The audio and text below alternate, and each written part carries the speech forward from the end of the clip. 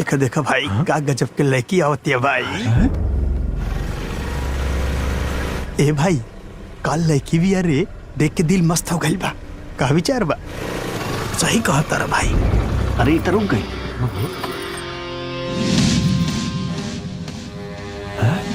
अरे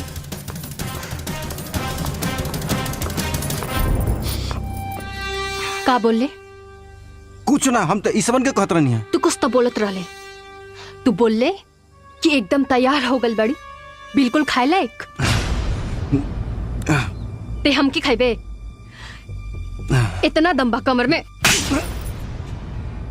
ससुरा ज्यादा गर्मी चढ़ गल बा। और तू लोग भी सुन ले, हमू लईकी ना हई जे नजर झुका के चलो। वो भी तोहनी जैसन लफंगा लोगन की वजह से। होली की मतलब का होला? बदतमीजी, गाली गलौज, हमके कोनो दिक्कत नहीं है। तू खा पिया, लेकिन आइंदा से जे भी कमेंट करी तो धर के हई थुथुन फोड़ दे। कुकुर कहीं का। हट।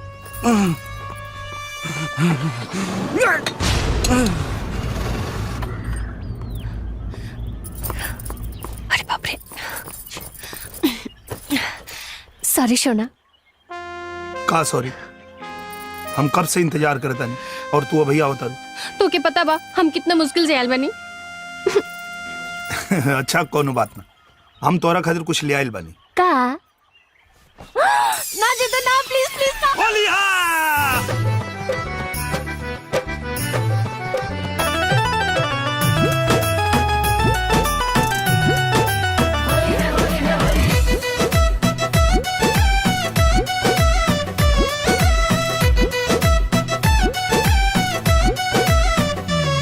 कर फगुना का रंगदारी, झुक सनन सनन ललकारी।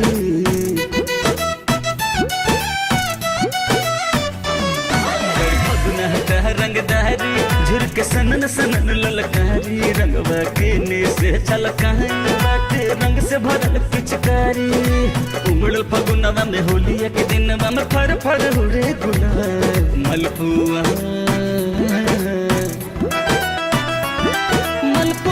जैसन गाल तोहर, करब लाल लाल हो। मलपुआ जैसन गाल तोहर, करब लाल लाल हो। मलपुआ जैसन गाल। मचल खूबे लुट्टू बाटे, होली में न छुट्टू बाटे। मना के रखो संभाल, बाटे रंग से एलर्जी हमके। छुआ ना गाल, बाटे रंग से एलर्जी हमके। छुआ ना गाल, बाटे रंग से एलर्जी।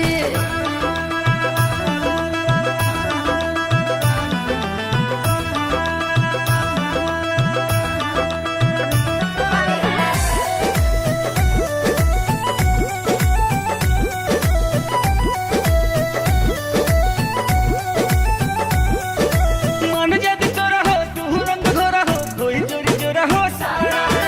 फगुआ के बात बाटे, रंग बरसात बाटे। मन उधियत बाटे सारा। बाबुआ हो, डलवाइब न रंग। तू चढ़ले बड़ा हो, फगुनवा में भांग। जियरा उछल जाए, रंग जब ढल जाए, लगब तो बहुत कमाल। मलपुआ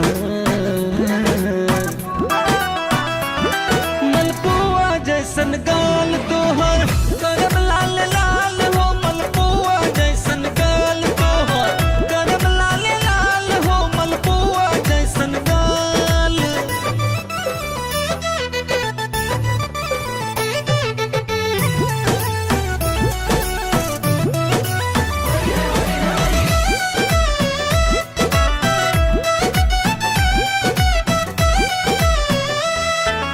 भौजी उमंगवा, होठवा में रंगवा।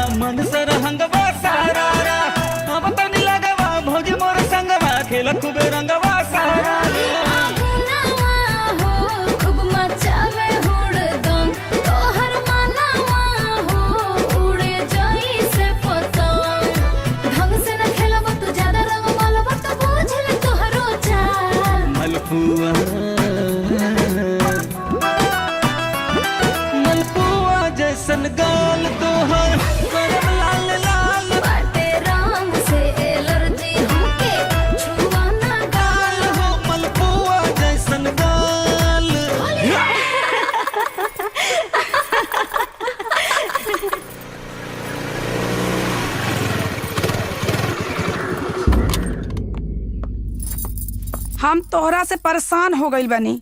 भगवान करे तोहार बियाह हो जाओ। का भइल माई? लइका लोग लड़की के देख के उल्टा पलटा बात करे ले, कोनो नया बात नहीं खे। तुझे कैलू हा वो ठीक नहीं खे। बस यह बात से, यह बात घर के लोग लड़की के कमजोर और मजबूर बना देवेला।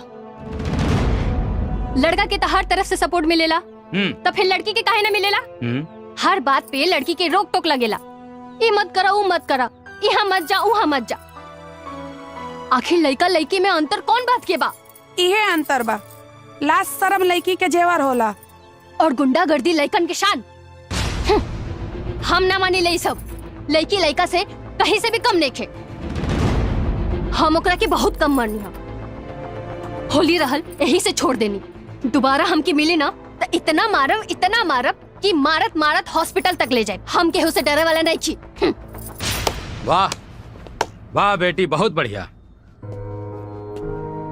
आज तहारी बात सुन के हमार टेंशन कम हो गई। हमरा हमेशा लागत रहे कि सुमन और सुरभि के कोनो भाई नहीं खे। लड़की बाड़ी, कोनो मुसीबत आई तो अपन रक्षा कैसे करी है। लेकिन आज विश्वास हो गई कि हमार सुमन बेटा से बढ़ के बाड़ी। जब गांव के लोग बतौलस कि हमार सुमन उ लखेरा के मार्त मार्त सबक सिखा देली, तो हमरा के बहुत खुशी भाई लागल कि बेटी बेटा से कम नहीं खे। हाँ हाँ, बढ़ावत रही बेटी के मन। ऐसे ही पूरा जवार में नाम हो जाई, तब बेटी के शादी खातिर जूता घसीटत रहम।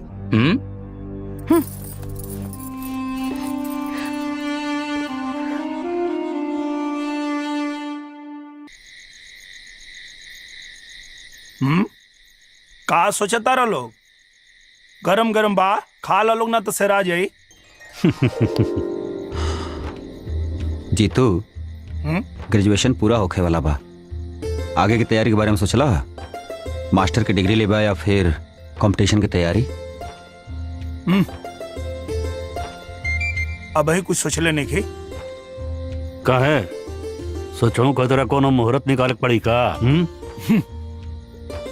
भैया, जगर दूधू को भाई शहर में लाखों कमाता, ओके कोनो बात की चिंता?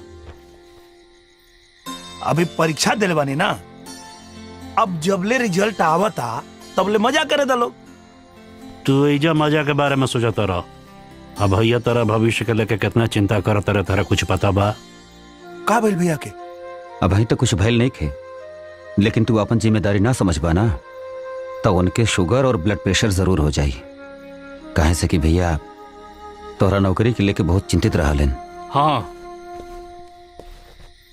हमरा के जितेंद्रा के नौकरी के लेके चिंता बा,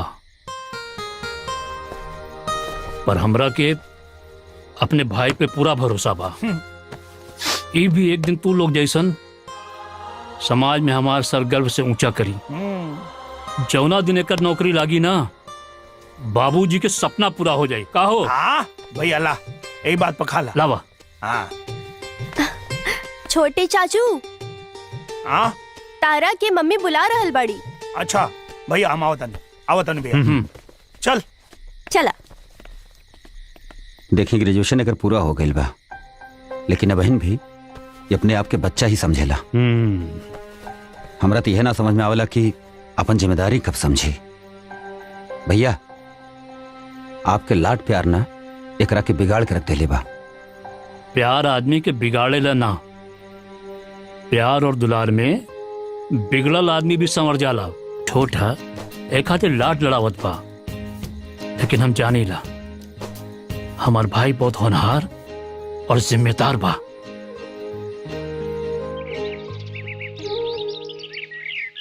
भैया, मेरी होली में गांव में आके बड़ा मजा आई। अगर सरकारी नौकरी के मजबूरी ना रहती तो 2-3 दिन और ही रहती। का हो भैया?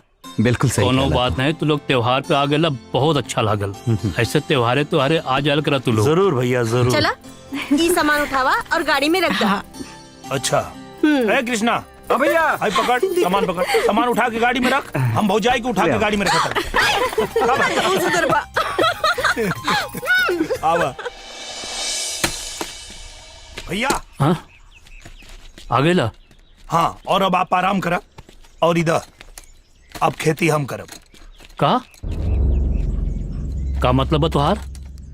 अरे भैया आज ले बहुत खेती कर लेनी, अब रहुआ आराम करी और हमके खेती करे दी। नहीं,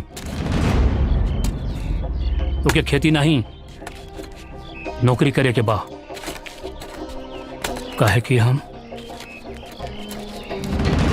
महेंद्र, हमके बुझाता कि हमारा अंतिम समय आ गई बा। आज हम तोरा से एगो खास बात करल चाहतनी बेटा। बोले न बाबूजी, कहीं का बात बा? बेटा महेंद्र, हर बाप के जवाबदेही होला मरला से पहले तू अपन बच्चन के अपन पाँव पे खड़ा होके के हुनर सिखा दे। लेकिन ये जवाबदेही हम ना निभा सकनी बेटा। यही से आज ये जवाबदेही के जिम्मेदारी तोहरा कंधा पे सौंप के जात है। आज एगो वचन अपना बाप के दे दा बेटा, हमरे पे बड़ा उपकार होत। आप तीनों भाइयन के खूब पढ़ैया लिखैया, शहर भेज करके अच्छा नौकरी दिलैया। ये हमके वचन दा बेटा, वचन दा बेटा। हम वचन देता नहीं बाबूजी, वचन देता नहीं। भैया कहाँ घूमोगे ला? देखा जितेंद्र, तोहर दोनों भाइयन की नौकरी लाग गेल बा। अब तोहार भी नौकरी लाग जाई तो बाबूजी के दियल हमार वचन पूरा हो जाई। अरे वचन राउर पूरा हो गेल बा भैया। रउआ हमरा के लायक बना देले बानी कि हम आज चाहे तो आज नौकरी कर ले। हम चाहते हैं कि हम खेती करी। नहीं, तो क्या खेती नहीं? खेती में कुछ नहीं रखल बा, ये घाटा के सौदा बा। किसान कितना भी मेहनत काहे न कर ले, 2 जून की रोटी से ज्यादा न कमा सकेला। एक खातिर कहत बानी, तू अपन दोनों भाइयों जैसा नौकरी करा और अपन भविष्य उज्जवल बनावा। भैया तनी एक बात गौर से सोचा, नौकरी बा कितना? 1000 वैकेंसी निकलेला तो 2.5 करोड़ लोग परीक्षा देवे बैठेला। और ये खाना बदोश के जिंदगी हमके नहीं खेजिएगी, आज यहाँ कल वहां ना। भैया हम का चाहता नहीं, हमन का पुरखन कई जो जमीन बा यही के हम फायदे के बिजनेस बनाए और हमनी के सब लोग साथे मिलकर रह जाए। चाहत तो हम यही बानी कि हमारे सब भाई यही जा एक घर में रहे। पर बेटा हम किसानन के ऐसा किस्मत कहाँ बा? भैया किस्मत के वो और ना बदली, अपन किस्मत हमनिया के बदले के पड़ी। कैसे? अरे चिंता मत करा, आवा आवा चला पहले खाना। जय भोलेनाथ। जाना तारू, ये 300 साल पुराना शिव जी के मंदिर है। अरे कुछ दिन पहले तक तो एकदम जीर्ण शीर्ण अवस्था में रहे, लेकिन प्रधान जी के देन है, देखा आज कितना बढ़िया बन गई बाकुल। अच्छा फिर मिले के, चलो बाय। का बाय? चलो शहर घूम के आई। अच्छा शहर घूमे के मन बा? ठीक बा, चल अब पीछे सरका। काहे? पीछे बैठे में लाज लगता? अरे वो बात नहीं खे, मतलब लोग का कही। अरे पागल, लोक लिहाज के चक्कर में रहबा ना तो जिंदगी के असली मजा भूल जाएबा। वैसे भी लोग के का काम बा? ताना देवे के अलावा और कुछ थोड़ी ना आवेला। कुछ ना कुछ तो बोलते रहिए। चला पीछे बैठा बैठा। अरे ढेर लाज लगता तो हाइलर दुपट्टा अब मुंह पर बांध ला, अब पीछे बैठ जा, केहू न पहचान। चला बैठा। अरे गजब हाल बा भाई। अच्छा गिरेबू ना ना? ना सुना, ठीक से पकड़ के बैठिया, ऐसा ना हो कि तू बीच रास्ते में कहीं उलट जाएबा, हम तो के शहर जाके खोजत रही। चलो। अरे डिस्को में चले? चलो मर्दे, मजा लिया जाए। चला चलो।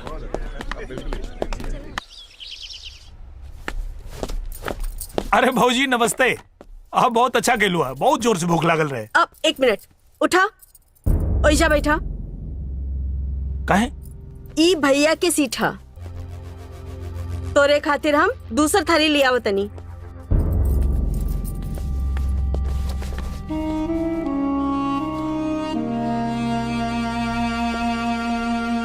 अरे जितेंद्र। हाँ भैया नमस्ते। कब आइला? अभी है नहीं भैया। भैया हम डिसाइड कर लेनी, अब हम खेती करब। बेवकूफी के बात मत सोचा जितेंद्र। खेती किसानी में कुछ नहीं रखल, पढ़ा लिखल बड़ा, कोनो नौकरी कला। भैया अरे दू भाई आप लोग नौकरी करता नहीं ना, और बड़का भैया के भी तो क्यों साथ दे वाला चाहिए। हम भैया के साथ मिलके खेती करब और भैया भी तैयार हो गए बानी। भैया आप खाली एगो मदद कर दी।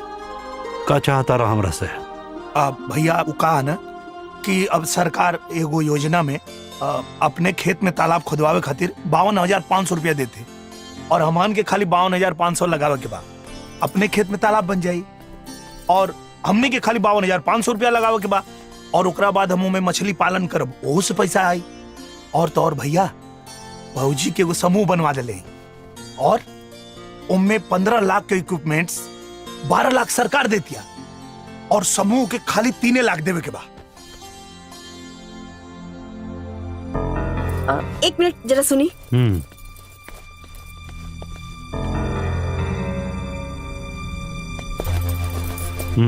खबरदार जी ट्रैक्टर दिलवाई कुछ ना होई उनकरा से, और लोन के पैसा आपके ही चुकाए के पड़ी। अब ही नहीं समझा दी, जाइए जैसे। अरे जाइए।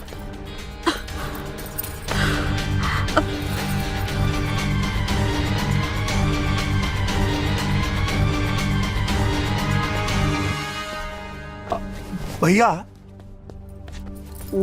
बड़ा जरूरी काम एगो याद आ गई, हम बाद में आवत। अरे अरे खाना खा के जा। अरे भैया हम बाद में खा ले, बहुत जरूरी काम बा। अच्छा भइल चल गई। ई सब के चक्कर में पड़े के कोनो जरूरत ना बा। पहले भी हमने कोनो कम मदद ना कही इनकर। अरे कबो खाद खातिर, कबो बीज खातिर, कबो घर के मरम्मत खातिर, और हर महीना 25-30 हजार रुपया तो देते बानी। पर पहले तो मंझला भैया भी मदद करत रहनी, लेकिन अब वो तो मना कर देनी कि हमारा बच्चा हा, काहे हमनी के बच्चा नहीं के। रेखा भैया हमनी खतरा बहुत कुछ कहले बाड़न, हमनी के कोनो बात के मना नहीं कैले, हम उनकरा के ना नहीं कर सकत। बड़का भैया उहे कैले जे बड़के भैया होए के नाते उनकर फर्ज बा, और फिर बड़के भैया की बात अलग हा, उनकरा के बरसन से खेती के एक्सपीरियंस बा। ई जितेंद्र ओकरा कोनो खेती के एक्सपीरियंस बा? जितेंद्र से खेती ना होखी। खबरदार जे ट्रैक्टर के पैसे दे रहल बानी, अगर हमके पता लागल कि आप ट्रैक्टर के पैसे देनी तो एगो बात जान ली, हमसे बुरा केहू ना होखी।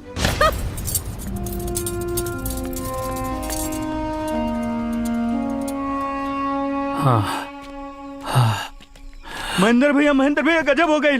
का भइल? राम असीर भैया फांसी लगा लेलन। का? हाँ भैया चलो। हाँ। बाबूजी हो बाबूजी, बाबूजी,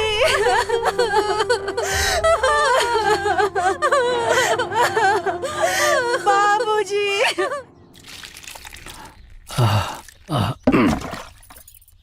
दा ले।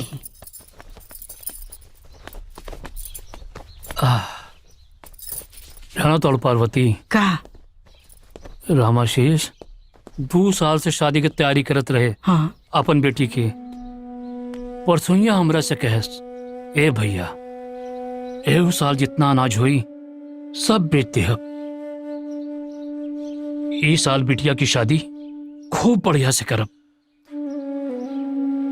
पर किसान के ऐसा किस्मत कहाँ हो जो सोचे हो जाए। सब ठीक हो जाए। हमरे को बिटिया हो, पता नहीं हमरे किस्मत में का लिखल हो। ये सब सोच के रहुआ काहे परेशान होता नहीं, हमनी के साथे ऐसा ना होखी। भैया राम आशीष भैया के साथे जोन भइल बहुत बुरा भइल, और आपके साथ 3-3 गो भाई बाने। आप काहे चिंता कर देने भैया। और वैसे भी भैया पूरा दुनिया बदल गेल बा, खेती करे के तौर तरीका भी बदल गेल बा। तो हमके तो ई लागेला कि यहाँ के किसान लोग के भी थोड़ा अपना खेती के तौर तरीका बदले के चाहिए। तो हम लोग के जौन अपन बात रखे के रखला, ओकरे बाद साहब तो हम लोग के बताइए। जितेंद्र भैया, आप तो बाहर से पढ़ाई करके आयल बानी और देश दुनिया के आधुनिक यंत्र के बारे में हमन गांव वाले के कुछ पता नहीं खे। ठीक बा, आप अगर कहतानी तो एक बार आपो के बात मान लेतानी, कइल जाई। फायदा होई तो फायदा होई और नुकसान होई तो छोड़ देवल जाई। हर साल तो हमन लोगन के लगले रहला, कबू फायदा तो कबू नुकसान। चलो ठीक बा, अगर तू लोग सहमत बाड़ा लोग तो ये कृषि विभाग से आल हुआ साहब, ये देखा तो हम लोग के बतावत हुआ कैसे करे के है, एक बार इनसे समझ ला लो। बताएं साहब। देखिए, प्रदेश की जो सरकार है किसानों के प्रति बहुत ही ज्यादा चिंतित है और चिंतित होने का सिर्फ एक ही विषय है कि इनकी आमदनी कैसे बढ़ाई जाए। तो उसको लेके बहुत सारी योजनाएं चलाई जा रही हैं और उन योजनाओं का आप लोग फायदा उठाइए। उन योजनाओं के बारे में मैंने जितेंद्र भाई साहब को सारी बातों से अवगत करा दिया है। इनसे जानकारी लेके उनका लाभ उठाइए। जब उनका आप उपयोग करेंगे तो आपकी आमदनी बढ़ेगी।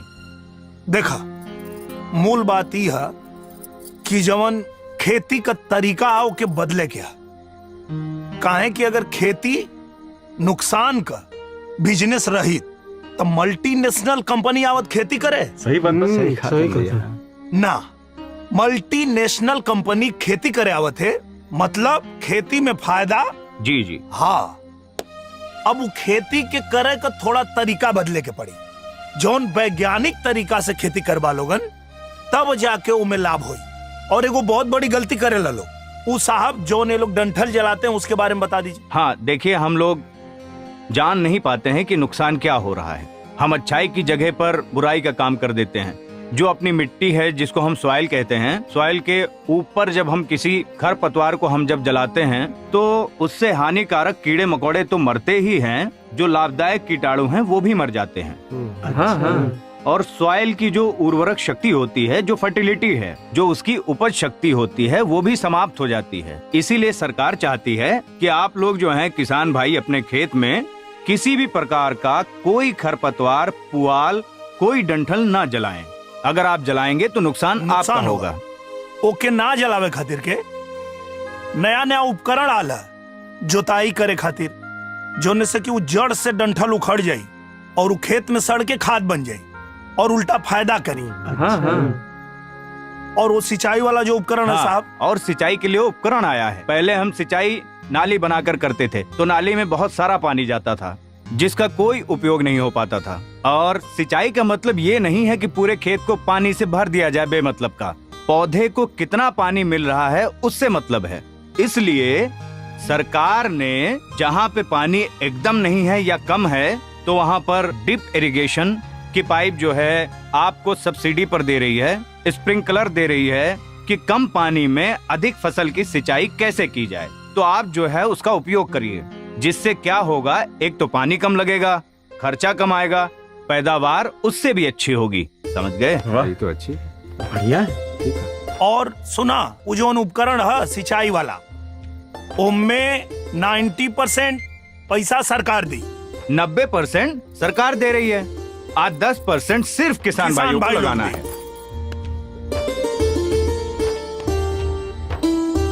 तो बाकी सब हम साहब से समझ ले लें। अब तो हम लोग निश्चिंत हो जा। अब हम जैसे कहते हैं वैसे खेती शुरू करा लो, जिससे कम लागत में अधिक पैदावार मिलेगी। वाह वाह साहब, बहुत धन्यवाद, बहुत धन्यवाद।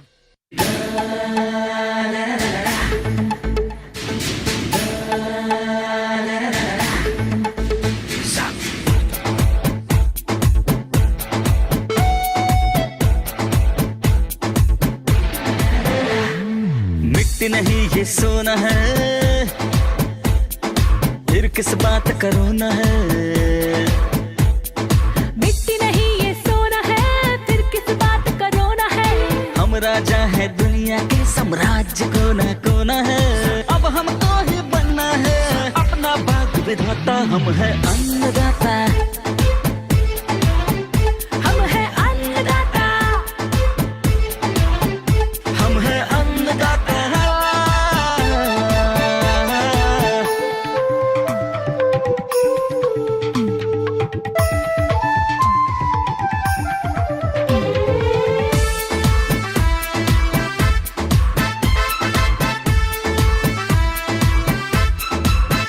देखो बदला है जमाना छोड़ो अपना राग पुराना अब क्यों हमको हमको हमको रहना पीछे प्यार की मारा मारी हम भी बदले खेती बारी क्यों ना हम भी नए दिखाए कीजिए नए नए बदलावों से हम भी जोड़े नाता हम है अन्नदाता हम है अन्नदाता हम है अन्नदाता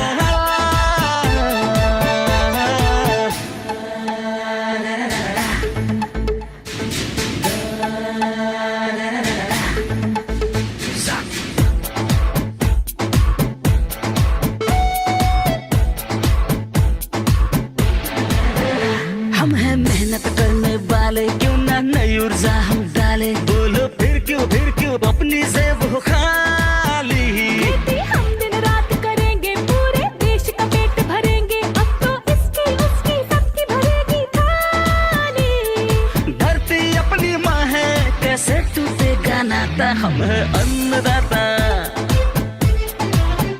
हम है अन्नदाता हम है अन्नदाता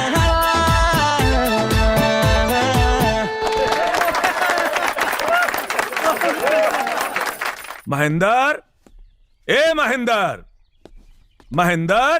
अरे मामा जी अरे पाँव ना छुए के। अच्छा खुश रहा खुश रहा। आई बैठी बैठी मामा जी। शिल्पा, ए शिल्पा, मामा जी आयल बाड़न, एक लोटा पानी लेके आई है। और बताइए मामा जी, घर परिवार में सब ठीक बानू? हाँ महेंद्र बाबू, भगवान कृपा से सब ठीक बा। हाँ। मामी की का हाल बा? अरे वो नहु ठीक बाड़ी। अच्छा रखा। नमस्ते मामा जी। खुश रहा बिटिया। नहीं मामा जी। अरे ले ले भाम। अरे मत परेशान होगा भाई। अरे नहीं, अरे भगना है आपके। महेंद्र बाबू। हाँ। हमें को बहुत जरूरी काम से आयल बानी। हाँ। प्रणाम मामा जी। खुश रहा खुश रहा। और सब बढ़िया? सब ठीक बा। अरे अब्बा आयली है। अच्छा महेंद्र, ई बतावा कि शिल्पा सयान हो गई बिया, एकरा शादी के बारे में का सोचले बाड़ा? मामा जी, जितेंद्रा बीए कर लेलस तो सोचा था नहीं पहले एकर शादी कर दी, ओकर बाद शिल्पा की शादी की विचार बा। ना, तुम्हारी विचार गलत बा। हाँ? हम मानत आने कि जितेंद्र का उम्र शिल्पा से ज्यादा बा, लेकिन शिल्पा लड़की बिया और लड़किन के समय पे बिया होखल जरूरी होला। ना तो का होला, गांव समाज में लोग 10 तरह के बात करे लागला। मामा जी सही कहता रे भैया, पहले शिल्पा की शादी हो जाए, बाद में हमार हो जाए, का दिक्कत बा? चाचू, हम भी शादी करे के ना चाहता नहीं, शादी से पहले जॉब करे के चाहता नहीं। हाँ, यो सही कहतिया, पहले जॉब कर ले, उकर बाद ब्याह कर ले। शिल्पा बिटिया, एक काम कर, तू अंदर जा।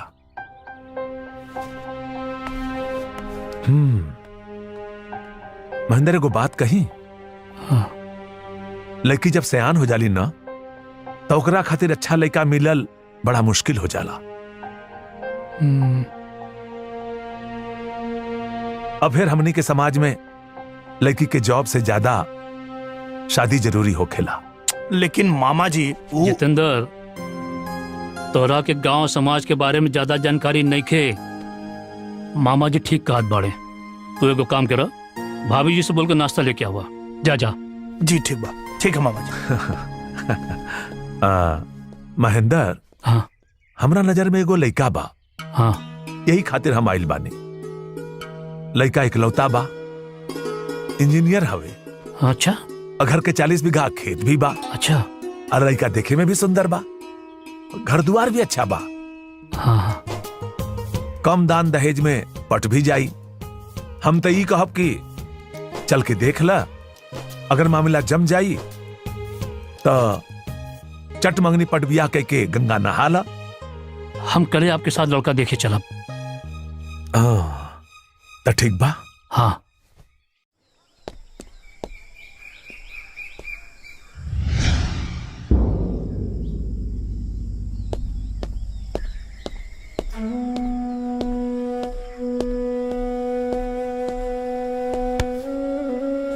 का भाई?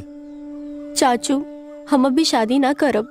शादी से पहले अपना पाँव पे खड़ा होके के चाहता नहीं। प्लीज चाचू, शादी रुकवा दी। अरे मैं परेशान होके का बात बा? हम बात करब ना भैया से। पागल, चल।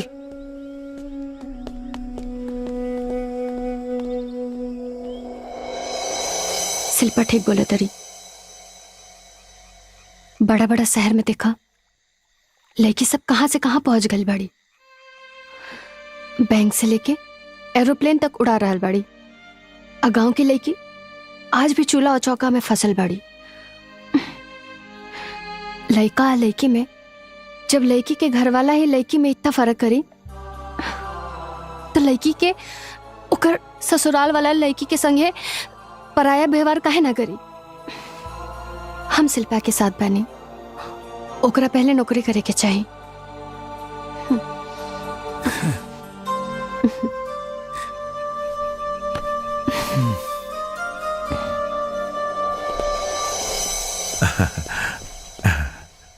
नमस्कार। नमस्कार। ई बाड़ा विशेषर बाबू। अब में कोनो दिक्कत ना भइल? अरे जब मामा जी साथ बाड़े तो दिक्कत के सवाले नहीं के उठत। आए बैठे। जी आए आए।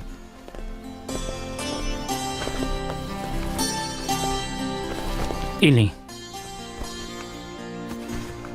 रामू, चाय पानी लेके आओ। रउआ कहत रहे कि हमार होखे वाली बहू नौकरी कर चाहत रही। जी।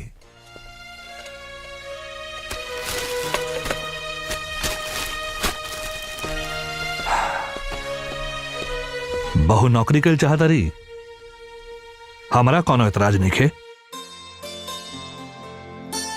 अगर पति चाहता कि पत्नी नौकरी करे तो करे। जी। हमरा एकरा से का मतलब? ई कुल बेटा बहू समझे। रउआ ई बताई कि शादी के बजट कितना बा?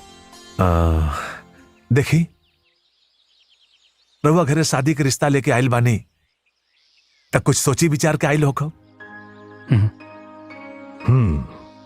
तब तो ठीक बा, शादी के बाद आगे बढ़ा सकिनी। जी। बाबू साहब, आजकल के लड़कियन के घर वालन के सोचना बिल्कुल बदल गई बा। वो लोग सोचेला कि लड़की के बीए में करा देनी तो दहेज देवे के कौन जरूरत। लड़का भी पढ़ल, लड़की भी पढ़ल, दोनों परिवार मिलके उन लोग के शादी के खर्च उठा ली। लेकिन हम ऐसा ना करब। हम कड़क नोट के गड्डी गिनवाई। कहे से कि लड़का लड़का होला और लड़की लड़की।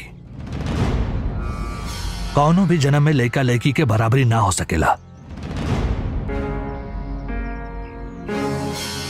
हम का कहत हई, समझत बानी ना? जी हाँ, सब समझ में आ रहा बा। देखी, ई सब का आप चिंता छोड़ दे।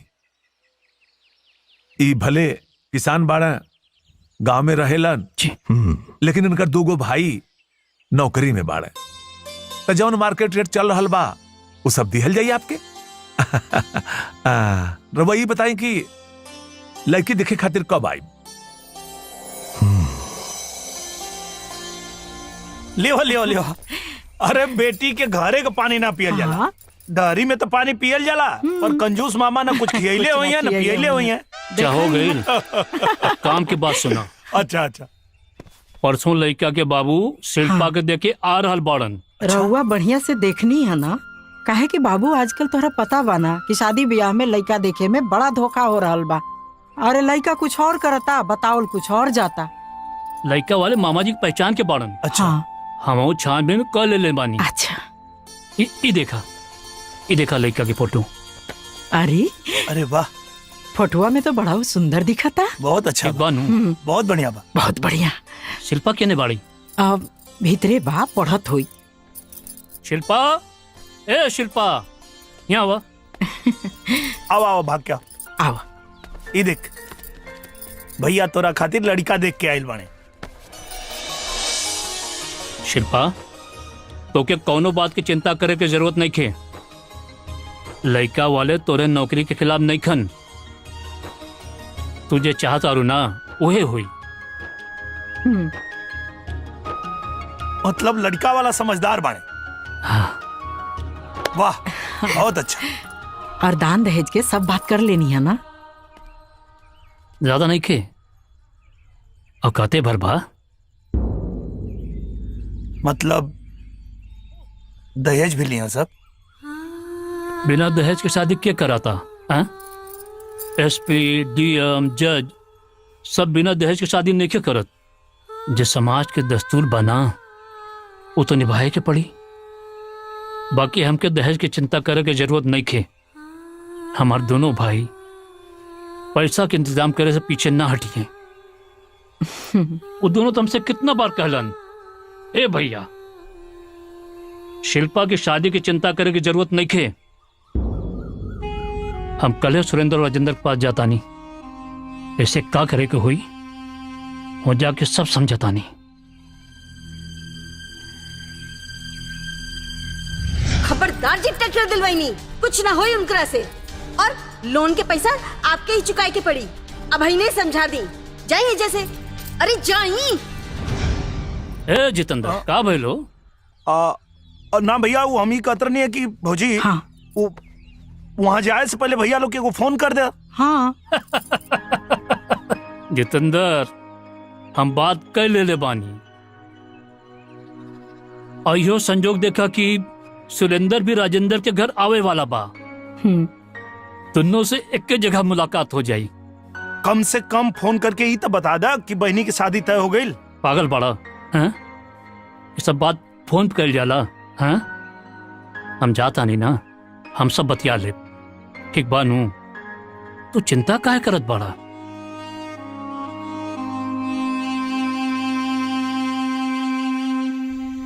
हमरा के पता बा कि बड़का भैया के वो लोग से निराशा मिली। टेंशन ही बात के बाकी कि भैया वो सदमा के बर्दाश्त कैसे करिए। पहले हमारे भाई लोग ऐसा ना रहे। हम सब भाइयों में बहुत प्यार रहे, पर शादी के बाद वो लोग इतना कैसे बदल गए समझे में ना आई। सुमन, औरत के स्वभाव ऐसा काहे होला? भाई भाई के बीच के प्रेम के खत्म काहे कर देवेली? बड़का भैया हमरा खातिर भगवान जैसन बना। हम उनकर अपमान और आंख में आंसू बर्दाश्त ना कर पाए। जीतू, हर औरत एक स्वभाव के ना होली।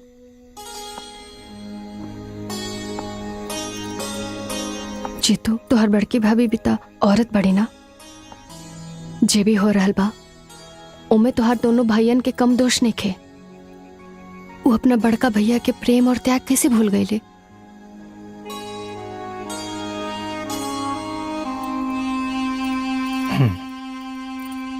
दीदी, बड़का भैया खुदे आइल बड़े। मतलब ई हा कि गांव के कोनो न कोनो प्रॉब्लम लेके आइल हुई है। अरे घर के दीवार भी टूट गइल बा और कम से कम 1 लाख रुपया खर्चा लगी और खाद भी लेवे के बा। सही कहा तारू छुटकी। हम तो करीना के पापा से कह देले बानी कि बहुत हो गई। अरे जब हमने के बच्चा लोग छोट रहे तो ओखनी के खर्चा कम लागत रहे। अब वो लोग भी बड़ हो गइल बा, स्कूल के खर्चा भी बढ़ गइल बा। और हमने के एगो बेटी भी बिया ना, ओकरो भी शादी ब्याह करे के पड़ी। हाँ, और जब अभी से हाथ बचा के ना रखब तो कैसे शादी हुई? अरे चाहे जितना बचा ला, शादी में कम से कम 15 से 20 लाख रुपया लग जाला। हाँ तो अब कितनों कम लागी, कुल मिला के 8-10 लाख रुपया तो लगी जाई। लेकिन एक बात बा सुरेंद्र राजेंद्र, लड़का बहुत बढ़िया बा, इंजीनियर बा, इकलौता बा, 40 बीघा खेत, घर परिवार खानदान सब बहुत बढ़िया बा। 8 दिन बाद सगाई और अगला महीना के 10 तारीख के शादी बा। ली चाय नाश्ता। प्रणाम। खुश रहा। रउआ लोग केकरे शादी के बात कर रहल बानी? शिल्पा के शादी के बात हो रहल बा। भैया सब तय कर देले बाड़न। बड़े पापा प्रणाम। अरे अरे आवा खुश रहो बैठो बैठो।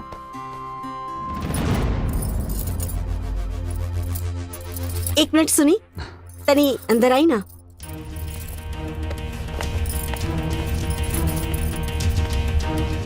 अच्छा तू लोग बड़े पापा के साथ बतियावा। हाँ ए जी तनी बाहर आई ना, हमरा के कुछ बात करे के बा। हाँ।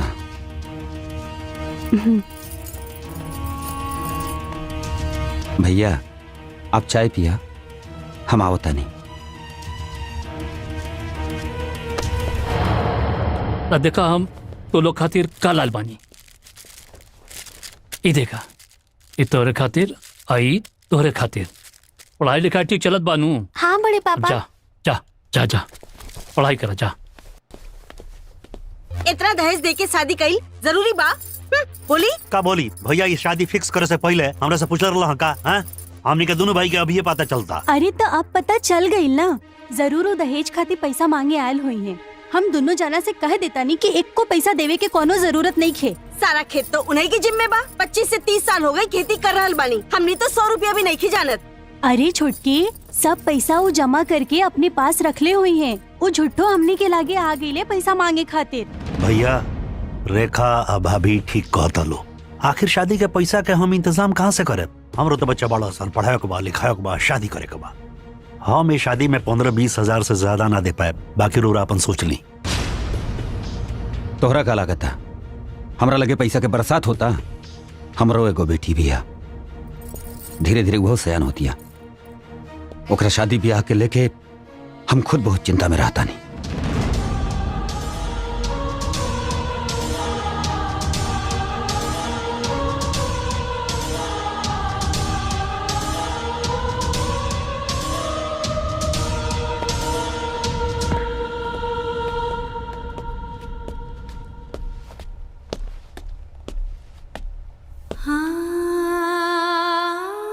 भैया चाय ना लाने रो रहा?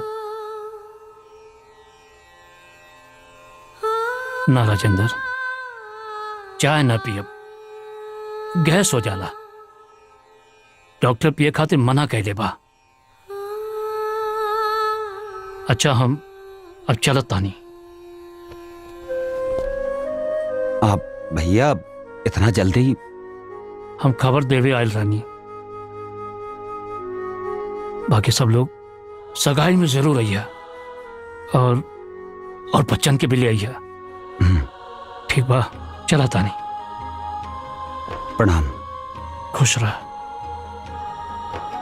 प्रणाम। खुश रह।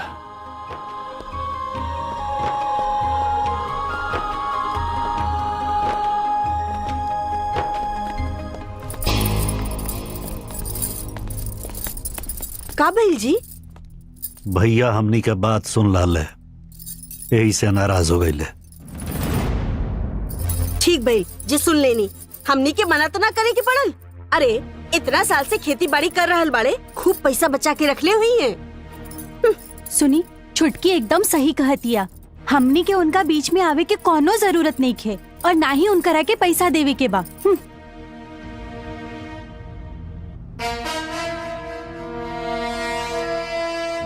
ये घर घर ना होला। हाँ। हमार बात माने, महेंद्र के बियाह करवा दी।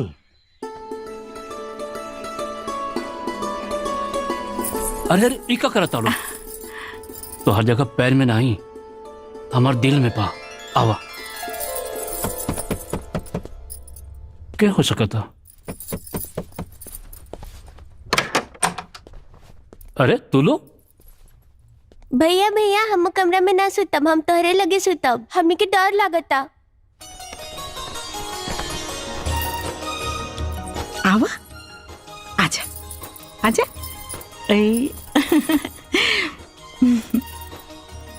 पार्वती, आज हम तुझसे को वचन चाहता नहीं। बोली। हमार तीनों भाई बहुत छोट बाड़न, एक कुल के देवर ना अपन बेटा समझिए। हाँ ठीक बा।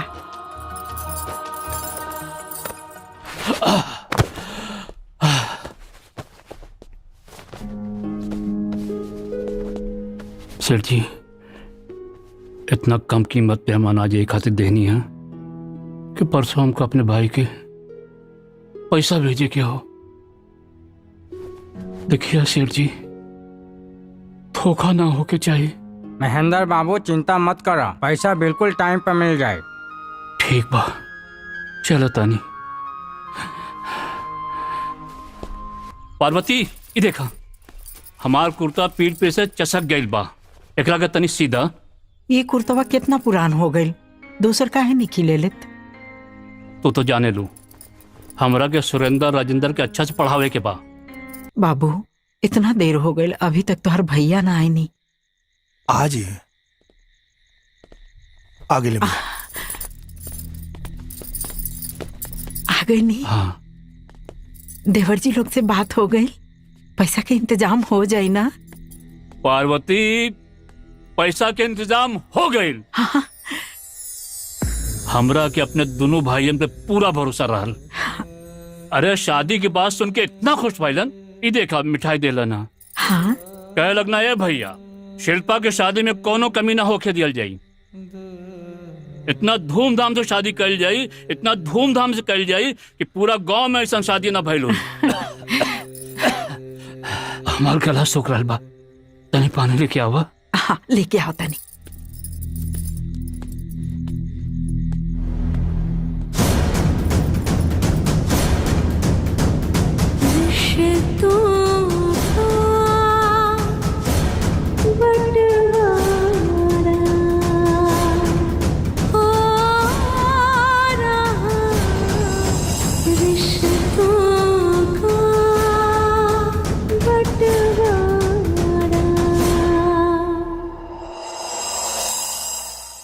बड़का भैया कहत रहे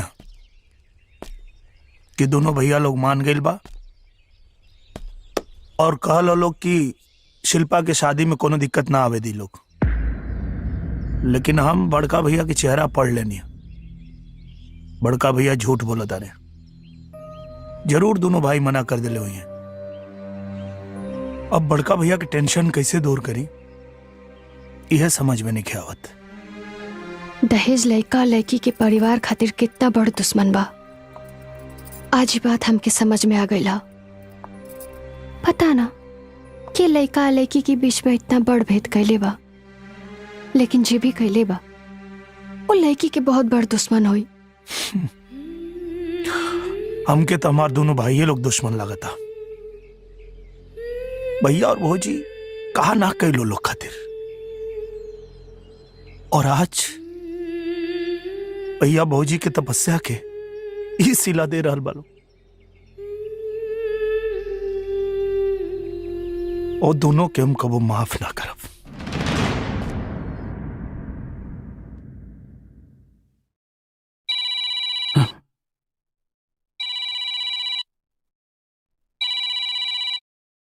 हेलो महेंद्र जी, रउआ आज पैसा लेके आवा वाला रहनी, कहाँ पहुंचल बानी?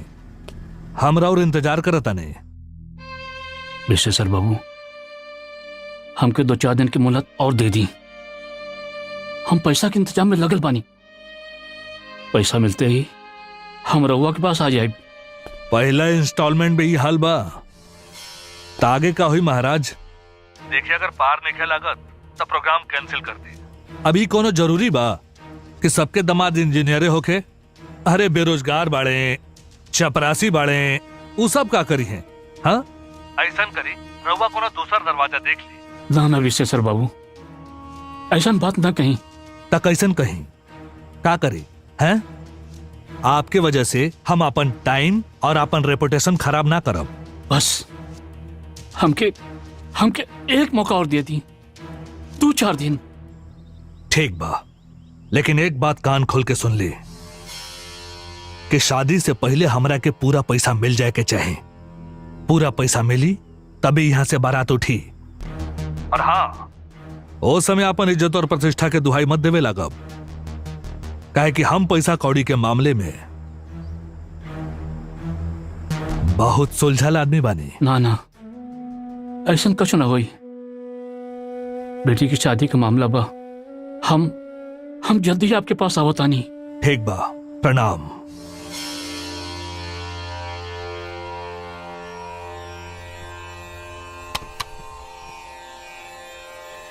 रिश्तों का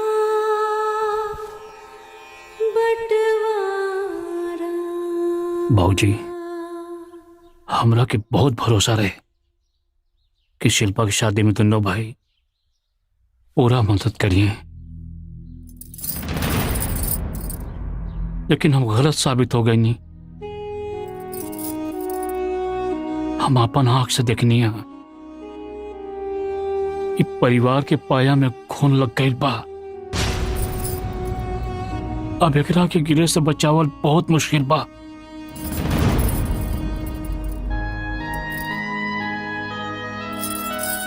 ए जी,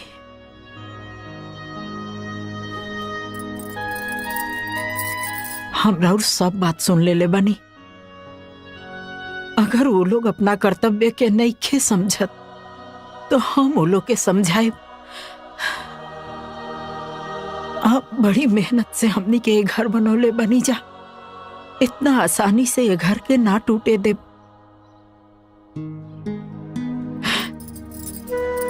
हम वो लोग से बात करब। जब बाल बच्चा अपना फर्ज के भुला जाला ना, तो माँ बाप के कर्तव्य होला ओकरा के सही राह दिखावे के। हम रिश्ता में भौजाई भले लागे नी, बाकी एगो माई से कम प्यार हम नहीं देले उ लोग के। हमार जाए के इंतजाम कर दी, हम जाए वो लोग के समझावे।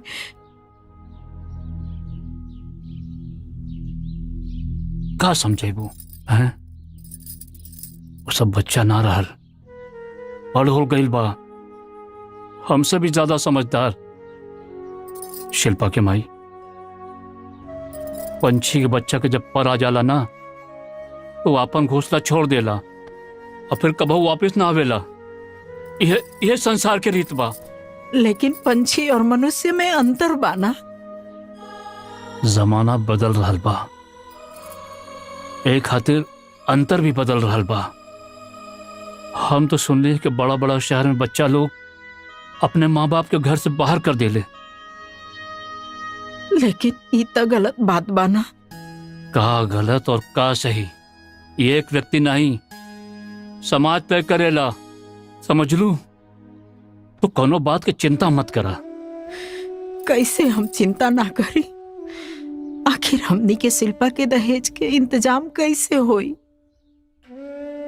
शिल्पा के माई, एगो बात बतावा, जब बाबूजी मोल रहलन तो हमार का उम्र रहल?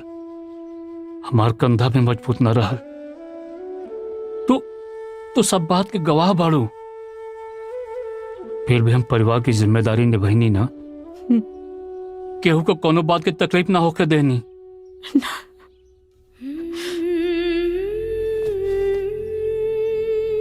बाबूजी के बोझ तो हम उतार देनी। शिल्पा के ब्याह सिर्फ हमार जिम्मेदारी है। ये देह में अभी बहुत ताकत बा। सब जिम्मेदारी निभा दे हम। तू चिंता मत करा। अरे का है? अरे बड़का बड़का लोर का है टपका रहल बाड़ू। हाँ, के बचा के रखा, शिल्पा के ब्याह के बाद विदाई में काम आई। अरे माई बाड़ू, ना रोबू तो बराती लोग का कही हैं? रउआ कौन माटी के बनल बनी? ये तो सही पूछ लो, हम बलवाई नहीं, केवाल माटी के बनल बानी, सुखला पर पत्थर लेखा कठोर। चंदू, जा गिलास पानी लेके आवा, अभी पैसा का इंतजाम करेगे बा, जा।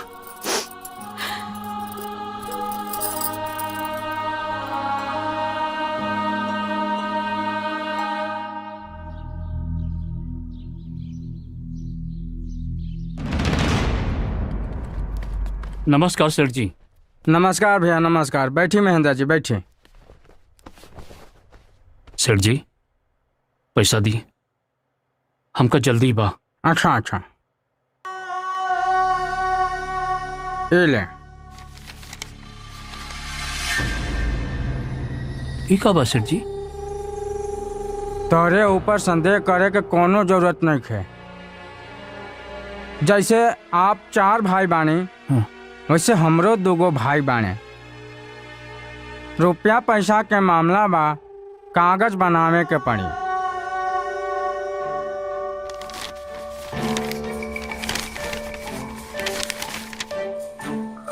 एमे लिखल का बा? एमे लिखल बा 2 बीघा जमीन गिरवी रख के ही पैसा दिहल जा रहल बा। जब आप पैसा वापस करब त ई कागज आपके वापस मिल जाए।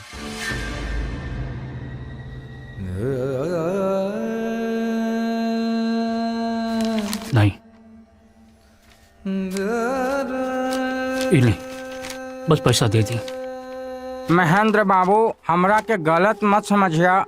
जैसे आप मजबूर बानी, वैसे हमहू मजबूर बानी। ये आपस के बात है, कोनो बाहर के ना है। ये हमनिए तक रही।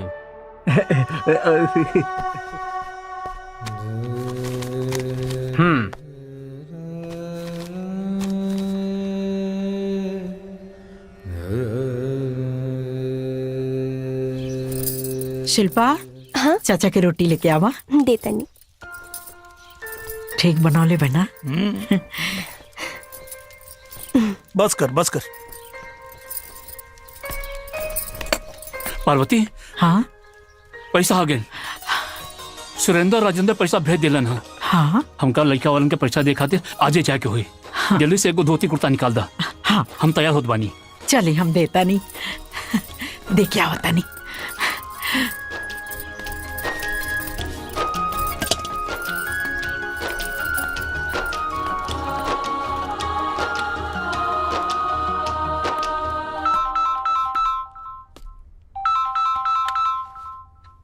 जितेंद्र। हाँ भैया, प्रणाम। हाँ बोला जितेंद्र। बहुत धन्यवाद भैया, आप लोग तिलक खातिर पैसा भेज देनी। पैसा भेज देने? अरे हम आप लोग के बारे में एकदम गलत सोचत रहनी भैया। आप लोग के खातिर आज मन में सम्मान बढ़। धन्यवाद भैया, प्रणाम। काजी, केकर फोन रहे? हाँ? जितेंद्र के। का कहलन? कहत रहा कि रउआ लोग तिलक के पैसा भेज देने, वही के धन्यवाद बोलत रहा। लेकिन हमनी के तिलक के पैसा मतलब हम तो भेजले नहीं थे। राजेंद्र भेजले बा का? रुका, पूछा था नहीं।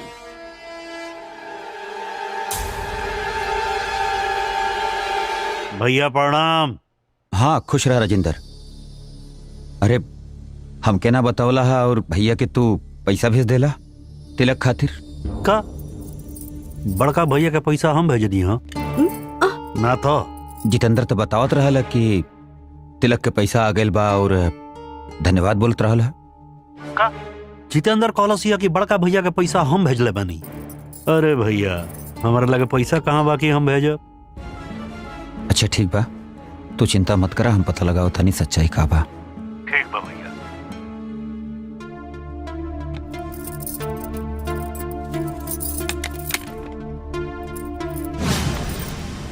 एमे सोचे के का बात बा?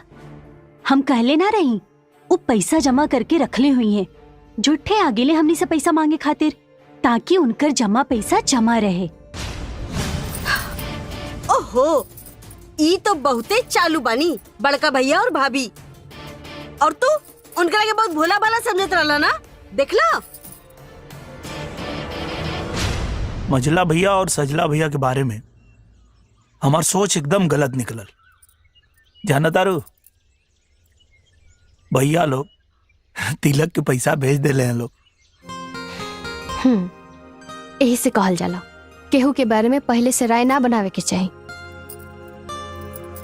एकदम सही कहा तारू। लेकिन एक बात बतावा, शिल्पा के शादी के बाद कुछ हमनी के बारे में सोचले बाड़ू का?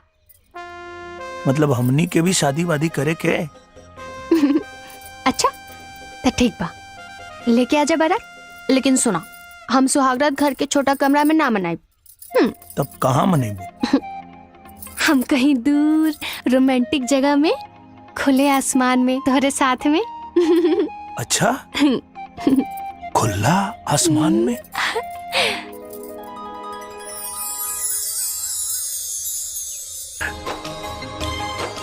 जोड़ी निमन लागता।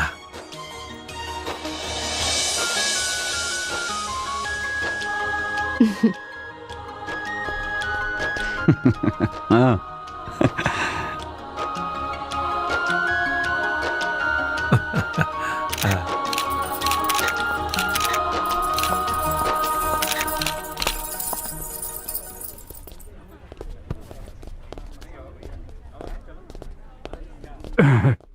सुरेंद्र भैया,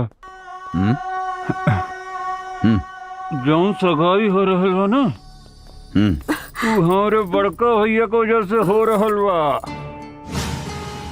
का? हाँ। का कहता तू? अरे महेंद्र भैया ना हमारे बड़का भैया के लगे आयल रहना।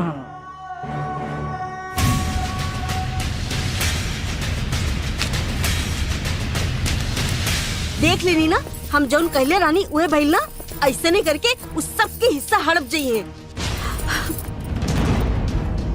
अब का सोच रहल बाड़ा? अब भाई ना बोलबा तो कब बोलबा? आज सारा समाज और गांव इकट्ठा बा, जाके बता दी महेंद्र भैया के करतूत का कहले हावे। अरे आज सगाई पहले तू लोगन हो जाए लोग, फिर भैया से बैठ के बात कल जाए ना। ना ना ना, रहुआ लोग आज अब ये बात करी, नहीं तो पूरा जमीन जायदाद बेच दिए और हमने के पता भी ना चली। का सोचा तनी? चली अभी चली आई। अरे चली बात की समझा। चली।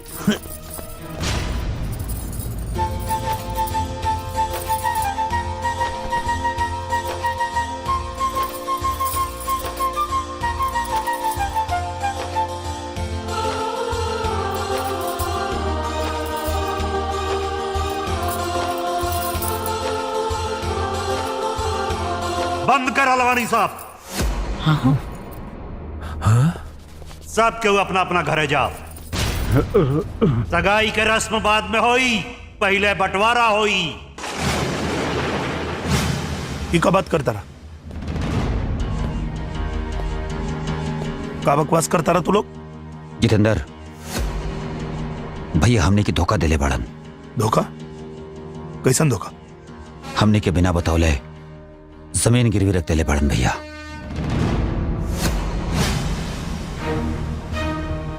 एक दो कट्ठा ना 2 बीघा। तब सेठ के भाई बतौला हमने के, तब मालूम पड़ला। लेकिन पैसा तो तू लोग भेजे रहा ना, हमने कोनो पैसा ना भेजले रहनी जा। वो तो तोहर फोन आया तब हमने के मालूम पड़ला। तब जाके हमने के माता ठनकल की भैया के पास इतना पैसा आयल कहां से आओ।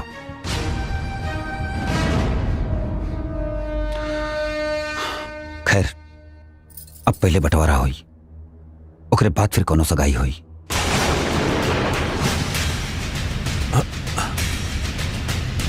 दिमाग खराब हो गया तू लोग के? हाँ? अगर भैया ये कदम उठैले हैं तो तोने लोग की वजह से। अगर तोने लोग पैसा भेजले रहता तो भैया का जरूरत पड़ी खेत गिरवी रखे के? महेंद्र बाबू,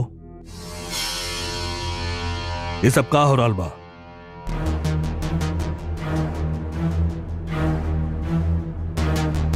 सुरेंद्र, राजेंद्र,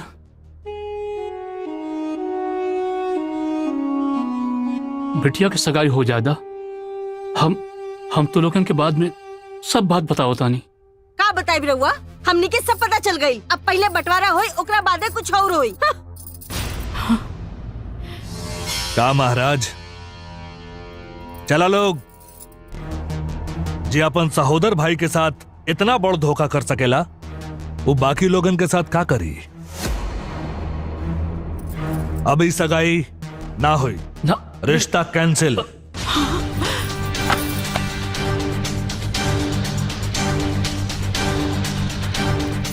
चलो लोग, चल बेटा। लेकिन बाबूजी आपका भाई रुक जाइए। चल, हमारी बात सुनी, हमारी बात सुनी। मिस्टर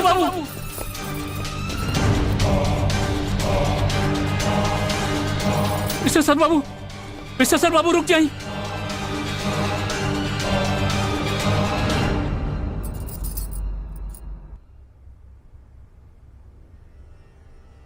इस सच बा कि हम खेत गिरवी रख के पैसा लेनी है। यह बात सच बा, हमरे मन में एक पैसा की बेईमानी नहीं की। हम जो कुछ भी कहनी है मजबूरी में कहनी है। अपन और अपन परिवार की इज्जत बचावे खातिर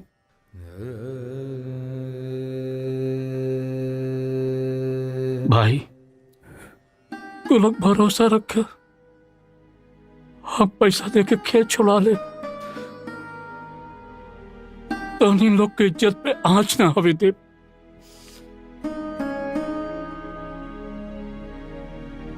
बाकी तो लोगों से विनती बा, जब तक हम जियत पानी घर और खेत के बंटवारा न होके के चाहिए। हम हाथ जोड़त बानी तू लोगन से। अरे ना भैया, रउआ जी गलती केले बानी, ओकरा बाद रउआ बात के कोनो भरोसा नहीं खे। अब बंटवारा तो होके रही। हाँ हाँ, अब बंटवारा होके ही रही, नहीं तो पता चलल कि अचल संपत्ति सब बिक गई बा। हमनी भाईयन के बीच में तू लोग तब मत बोला, तो लोग के बोले कि कोनो अधिकार नहीं खे। काहे ना बोली, हमरो के अधिकार बा। हम ई घर पे ब्याह के आईनी है, कोनो भाग के ना आईनी। हमार पापा 5 लाख रुपया देले हैं दहेज में, और जितना अधिकार इनकर बा उतना अधिकार हमार बा। ठीक कह दिया छुटकी। भैया कह दे लोग बीच में ना पड़े। जितेंद्र, रेखा कुछ गलत ना कह लिया, इनकरो बोले कि अधिकार बा।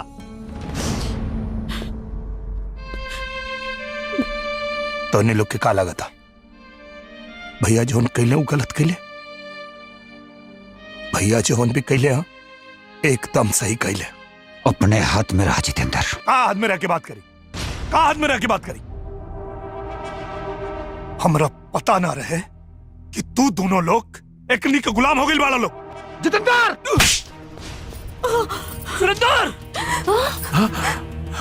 छोट हो गए, बड़ भाई से बात करके लिहाज भूल गए बड़ी थे। अरे ये सब का हो तो हमने सामने तो लोग मारपीट करत बाड़ा। अरे हम बाबूजी के वचन देले रहनी कि जब तक जिया बंटवारा न हो के दे, और हमने सामने तो लोग लड़ाई करत बाड़ा। हम ही बंटवारा न हो के दे।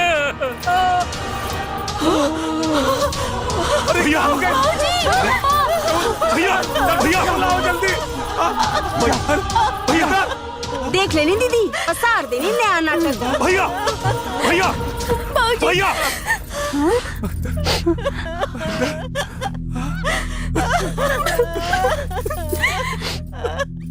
बाबूजी, रिश्तों का बंटवारा हो रहा, रिश्तों का बंटवारा।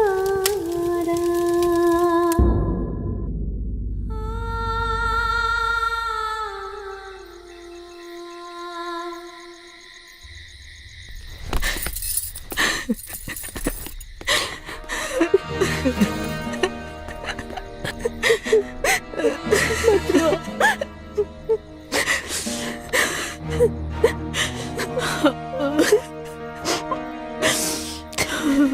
चुप हो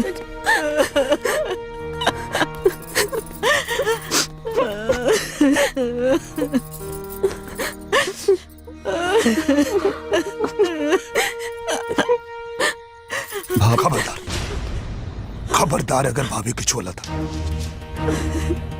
तो उन्हीं के लालच की वजह से भैया हमने के छोड़ के चल गई। अगर तोनी के भैया की बात मान ले रहता सर तो भाभी की मांग सुना ना भैया। भैया की मौत के जिम्मेदार तोनी के बाड़ा सर। जितेंद्र, ये का बकवास कर रहल बाड़ा? तोरे चीखे चिल्लाए से ना हम डरे वाली नहीं की। उनकर मौत की वजह ना हम नहीं की। ई उनकर बेटी शिल्पा बाड़ी। कम दहेज में भी तो ब्याह हो सकेला ना, लेकिन ना बेटी की तो जिद रही राजा घरे जाए के। जा राजा के घरे, बाप के पहुंचा दे लो भगवान के घरे।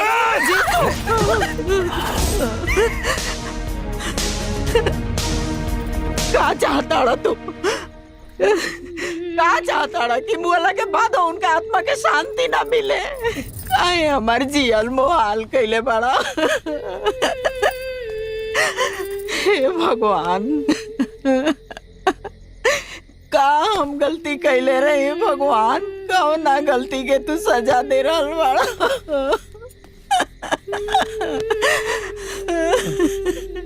चुप हो जा। चल छुटकी, इखनी से तो मुंह लागल भी बेकार बा। चल यहाँ से चल।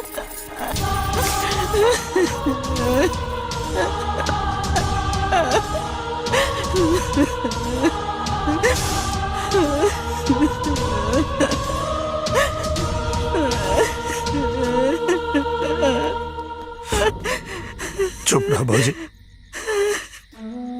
पापी लोग के मासूम बच्ची पर भी दया नहीं किया। बाबू, हमार बाबू।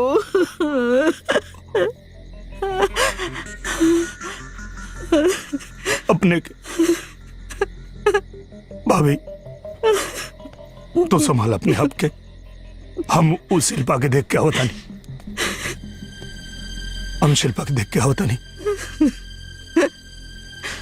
शिल्पा, शिल्पा, छोड़िए हमरा के, मर जा। दिमाग खराब हो गई बात। मर जाती चाचू हमरा के। हमरा वजह से हमार बाबूजी हमनी के छोड़ के चल गईले। हम बानी ये घर के बर्बादी के जिम्मेदार। एक बार भी ना सोच लो भैया हमने के छोड़ के चल गए। और अब तो फांसी लगावे चाहता रू। एक कुंवर ना सोच लो तू। फौजी की का हाल हो, हमें दुनिया के काम मुंह दिखाए। अरे पागल, भले भैया ये दुनिया में नहीं खान, लेकिन हम अभी जिंदा बानी। और जब तक हम जिंदा बानी तो अन्य के कोनो चिंता करने की जरूरत नहीं है।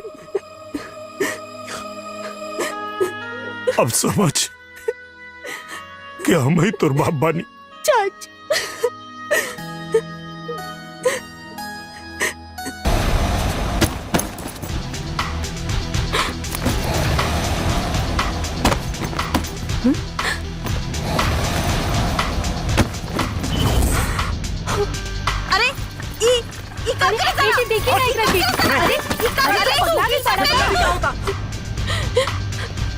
अरे अरे क्या करता रे? रे रे हमनी के सामान काहे फेंकता रे? तोर दिमाग खराब हो गइल बा का? दिमाग खराब हो गइल बा। चुपचाप घर से निकल जा लोग, ना तो सामान के साथ तोनी लोग के भी उठा के घर से बाहर फेंक दे। ज्यादा ना ढेर गुंडाई मत करा। ये घर तोहार नहीं के, समझ ला? अरे बाप के नहीं के। निकाले घर से। जितेंद्र, अपन मुंह संभाल के बात करा। तोहनी के घर में रहे के लायक नहीं खसा। एक घर के बंटवारा ऐसे होत रहे काहे कि भैया के लिहाज करत रही। और अब एक घर के बंटवारा ना हुई जकरा में दम होके वो बंटवारा करके दिखावे। पागल हो गए बड़े का थे? पागल नहीं हो गए, पागल पहले नहीं। हमरा आंख में पर्दा पड़ल रहे, हम क्या लगत रहे भौजाई लोग बाहर से आइल बा, अपन पर आए करी। तोहनी के सहोदर भाई हो के का कैला सब हैं? का कैला? जौन भाई अपने खून पसीना के कमाई से तोहनी के पाल पोस के बड़ा कैलस, तोहनी के लायक बनौलस, वही भाई के बेटी के शादी में पैसा देवे से इनकार कर देला सा। तोहनी के घर में रह के लायक नहीं खसा। हमरा माथा पे भूत सवार बा, चुपचाप घर से निकल जा लो, ना तो अगर आज तोहनी पे हाथ उठावे के पड़ल तब वो हम पीछे ना हटब। जितेंद्र, काहे तू ये घर के तमाशा बनाइले बड़ा बाबू? एकदम चुप रह भौजी, कुछ मत बोला।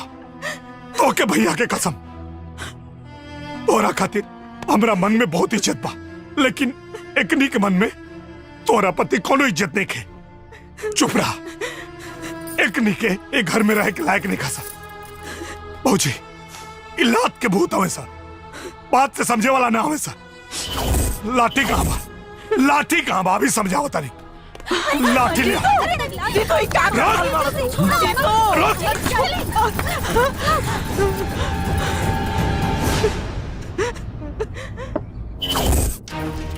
उनकरा के कुत्ता बना के ना छोड़नी ना तो हम अपन बाप के बेटी नहीं खी। बहुत गर्मी चढ़ गई बा ना, का समझत रहे अपने आप के? ऐसा सबक सिखाइब ना कि हमरे आगे पीछे दुम हिलावत रही है। लेकिन छोटके ये कैसे हुई? अरे ओकरे सर पे तो खून सवार बा, हमनी के घर और खेत पे कब्जा कर ली है। हमरे ननिहाल में भी ऐसे ही भाई, उनके दोनों भाई मिलके मामा जी के घर द्वार सब कब्जा कर ले और मामा जी के मार के दोनों टंगरी तोड़ के खटिया पे लिटाई के अस्पताल ले गई ले। आज भी छुटकी, आज भी 10 साल बाद मामा जी ठीक से खड़ा ना हो सके ले। कहीं हमनियों के साथ ऐसा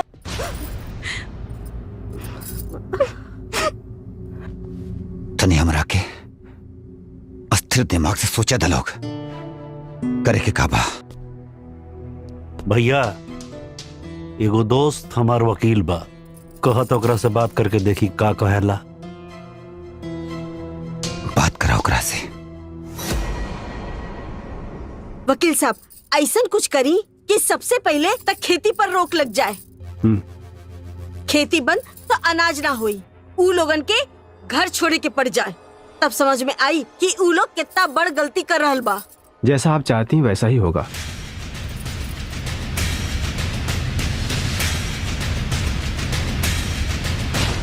जितेंद्र जी आप ही हैं? जी। आपके नाम कोर्ट का नोटिस आया है। कोर्ट के नोटिस? ये लीजिए। कौन बात की नोटिस? खुद ही पढ़ लीजिएगा, यहाँ साइन कर दीजिए।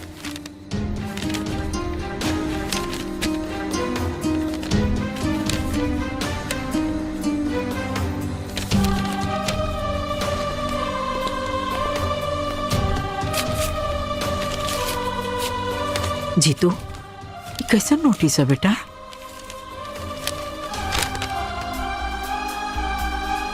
ले। आज जौन घर के दुर्दशा भइल बा, एकर जिम्मेदार तो ना, एकर जिम्मेदार वो लोग बा।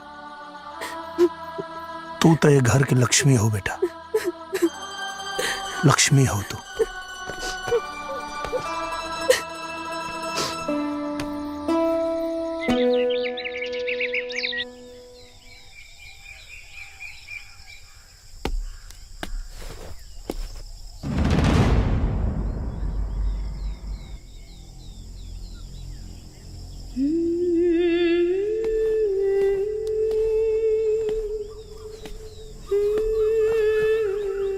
मम्मी, तू रोत हो? रोला से का दुख भाग जाई। कल से तू कुछ ना खैलू। अगर तू कुछ ना खैबू और तारा के कुछ हो जाई तो हमनी के का होई मम्मी?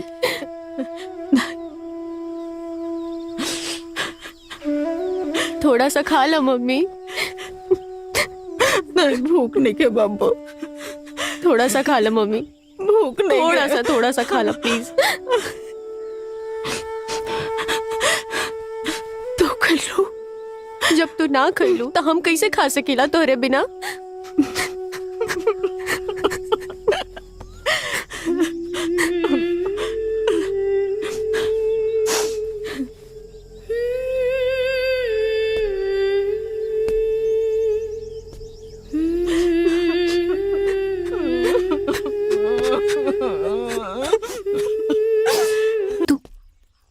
रुका जीतू, हमके पता बा तू बहुत समस्या में बाड़ा, लेकिन हम तो के ऐसी उदास और निराश नहीं देख सकत। तू हमर जान हवा, तुहार आंख में आंसू ना, होठ पे मुस्कान अच्छा लगेला। सुमन, हमार परेशानी तोरे समझ में ना आई, काहे कि हम अपने खातिर परेशान नहीं की। भौजी की हालत देखल नहीं खे जात, और अब हमरा समझ में नहीं खे आवत कि हमनी के मुसीबत से कैसे बाहर निकलेंगे। जीतू, हम तोहरे मन की पीड़ा समझता नहीं। हमके पता बा तोहर बड़का भैया की जगह केहू और ना ले सकेला, बाकी इतना भरोसा जरूर दे, हम तोहरे साथ हमेशा खड़ा बनी। अगर मौत भी आ जाए ना तो हम सामने आके खड़ा हो जाए। और वैसे भी कोर्ट की लड़ाई आंसू से ना बुद्धि से लड़ल जाला, यही से अपना आंसू पोछा और संभाला अपने आप के। हम जाने ले हमार जीतू कमजोर ना, एक बहादुर इंसान बड़े, और बहादुर इंसान कभी हार ना माने ले। जीत तो हार होए।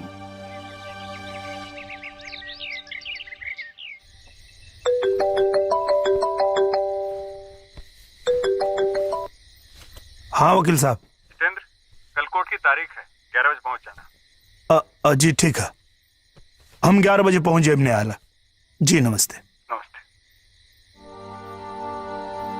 जीतू, वो लोग के जे चाहे वो देखे तू झगड़ा खत्म कर बाबू, कहे कि घर परिवार के बात ना पुलिस और कोर्ट कचहरी में गई ठीक बात ना होला। बात बहुत आगे बढ़ गई बा भौजी। उकने के हमार भगवान समान भाई के न जियत जी मान रखल सा, न मोला के बाद। भैया और तुहार खून पसीना सींच के बनावल एक घर के इज्जत के दागदार कर देने सब। हम उकनी के आगे हार माने वाला नहीं खे। अब जौन फैसला हुई वो न्यायालय में हुई। वो लोग अपना राह से भटक जाइए, अपन धर्म भुला जाइए, तो कोनो जरूरी बा कि हम अपन धर्म भुला जाए। कौना मिट्टी के बनल बाड़ू भौजी? जे लोग की वजह से तुहार मांग सुनी हो गई, जे लोग की वजह से आज ही घर के इज्जत नीलाम हो गई, वो लोग के प्रति तोरा मन में कोनो गुस्सा नहीं है?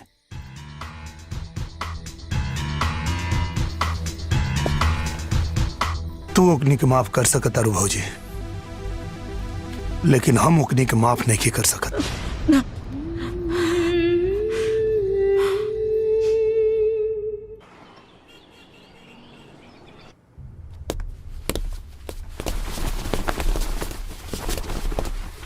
कोर्ट की कार्यवाही शुरू की जाए। योर ऑनर, बंटवारे की रेखा एकदम स्पष्ट है, इसमें थोड़ी भी उलझन नहीं है। हमारे क्लाइंट 4 भाई हैं, अब लाजमी है कि चारों का बराबर बराबर का बंटवारा होना चाहिए। लेकिन उसमें जितेंद्र जी, जो हमारे क्लाइंट के सबसे छोटे भाई हैं, इनके मन में बेईमानी घुस गई है। ये चाहते हैं कि सारा खानदानी पुश्तानी जो जमीन है, जो प्रॉपर्टी है, सारा इनके अकेले के नाम हो जाए। हमारे क्लाइंट राजेंद्र जी और सुरेंद्र जी जब बंटवारे का नाम लिए तो पूरी तरह से वायलेंट हो गए, आग बबूला हो गए, और हाथापाई पे उतर आई, यहाँ तक कि जान से मारने की कोशिश भी की और नजदीकी पुलिस थाना में रिपोर्ट भी दर्ज कराई। आप इसे देख लीजिए सर।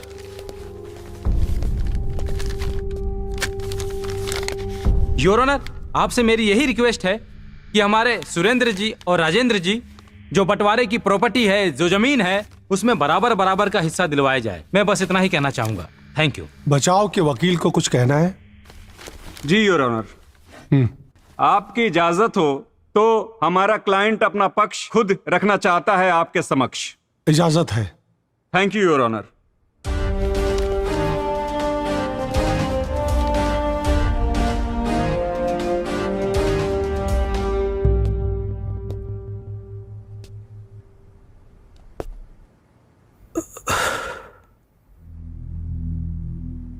जज साहब,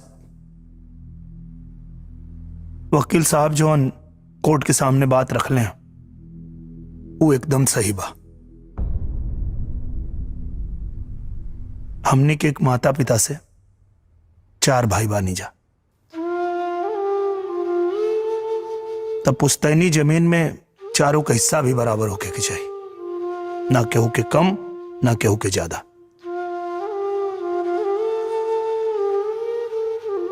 लेकिन जज साहब, वकील साहब आधा अधूरी बात बतौले हैं।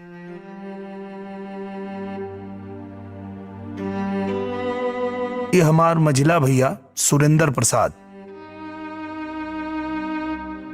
लखनऊ में सरकारी नौकरी करेले और 2 कट्ठा जमीन खरीद के बहुत आलीशान महल जैसन घर बनेले बने। हमार मजली भाभी मीना देवी जी के नाम से 10 लाख रुपया के फिक्स डिपॉजिट के लिए बने, 5 लाख रुपया के गहना भी बा। वैसे ही हमार दूसर का भैया राजेंद्र प्रसाद के नाम से भी गाड़ी, घर, बंगला, बैंक बैलेंस और जेवर भी बा।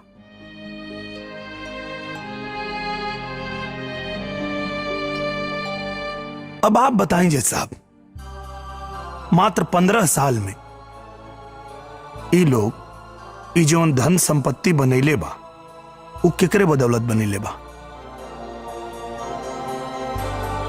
काहे कि हमार बड़का भैया जे बचपन से सिर्फ खेती कैले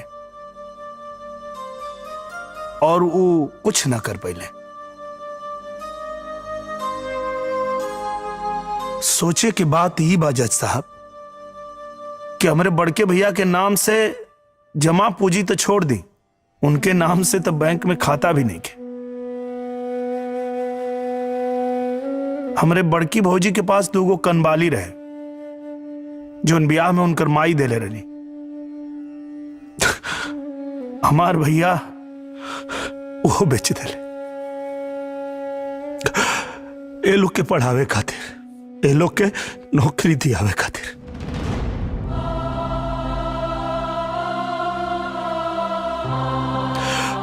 हमरे बड़के भैया के पास पुश्तैनी जमीन और घर के अलावा कुछ ना रहे जज साहब। जौन भी कमैले परिवार की तरक्की खातिर, परिवार के आगे बढ़ावे खातिर सब खर्च कर देले। योर ऑनर, ये जितेंद्र जी किस्सा कहानी सुना के क्या साबित करना चाहते हैं? बंटवारे का मामला बिल्कुल साफ और सुलझा हुआ है। ऐसी कहानियां सुना के इसका क्या मतलब योर ऑनर? एकर मतलब बा जज साहब, जौन बात हम बता रहल बानी वो किस्सा कहानी नहीं खे, एक के हमन जी रहल बानी जा। हमार बात छोड़ दी जज साहब, ये दोनों भाई लोग से पूछी कि अगर बड़का भैया ए लोग के अपने तरह खेती बाड़ी में लगा देले होते, पढ़ाई लिखाई ना होते, नौकरी ना धरीले होते, तो का आज ये लोग अपने नाम से इतना संपत्ति बना पाते? हमार बड़का भैया खुद भूखे रहले, अपने खुद फाटल कुर्ता पहनत रहले, लेकिन परिवार में केहू के कोनो कमी ना होके देले। और जज साहब,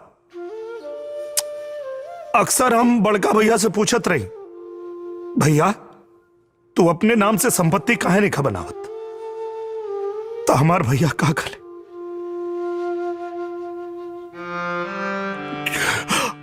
हमार भैया कहले जज साहब की जितेंद्र हमार असली संपत्ति तो हमार भाई लोग हमें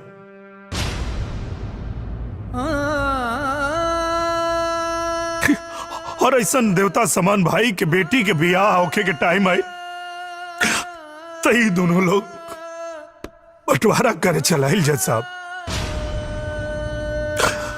हमारे भैया के बंटवारा से भी इनकार ना रहे। हमार भैया तो सिर्फ इतना चाहत रहे कि जब तक हम जीवित बानी तब तक बंटवारा मत करा, हमरे मर गेले के बाद बंटवारा कर लिया लो। योर ऑनर, कोर्ट में फैसला सबूत और गवाह के आधार पर होता है।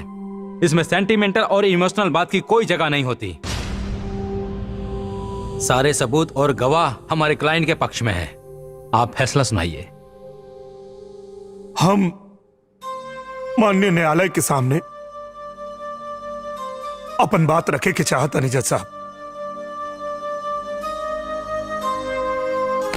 आज ही जोन केस पे जीरा चल रहा बा, ई खाली हमरे घर के समस्या नहीं के जज साहब, ई देश के हर घर के समस्या बा। संयुक्त परिवार भारतीय संस्कृति के सबसे बड़ धरोहर और यहां हमने के सब लोग संयुक्त परिवार से बानी जा, लेकिन हमने के देख रहा बानी जा कि आज अपन अलग से बनावे के आपाधापी में लोग अपन ईमान धर्म सब छोड़ रहा बा जज साहब। ये बात बिल्कुल सही बा कि कोर्ट में भावना खातिर कोनो जगह नहीं खे, लेकिन जज साहब परिवार बिना भावना के ना चल पाई। परिवार के फले फूले खातिर के त्याग तपस्या और भावना की जरूरत पड़ेला जज साहब। ममता, प्यार और त्याग यह परिवार रूपी नदी के जीवन धारा आ जज साहब। और अगर ये धारा सूख गई फिर न कोनो घर बची, न कोनो परिवार बची, न कोनो समाज बची, न कोनो राष्ट्र बची और ना ही मानवता बची जज साहब। संपत्ति के अधिकार में कानून के नए सिरे से सोचे के चाहिए, बदलाव करे के चाहिए। यहां लोग न्याय खातिर आवेला जज साहब, कहे कि न्याय के मंदिर है। और हम ये आज कहे कि चाहता नहीं जज साहब कि केहू और के हिस्सा से हमके एक फूटी कौड़ी ना चाहिए, बस न्याय चाहिए जज साहब, न्याय चाहिए।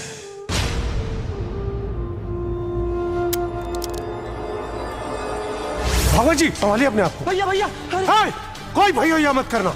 ये केस तो खत्म हो गया और मेरे मुवक्किल को न्याय नहीं मिला। बंटवारे की आड़ में रिश्तों का और दिलो दिमाग का बंटवारा पहले ही हो जाता है। मैं अदालत से पूछना चाहता हूं कि यह बंटवारा कब तक अपनों से अपनों की जान लेता रहेगा, क्योंकि जब अदालत से न्याय होता है तो एक के घर में तो दिया जलता है लेकिन दूसरे के घर में अंधेरा हो जाता है मिलॉर्ड।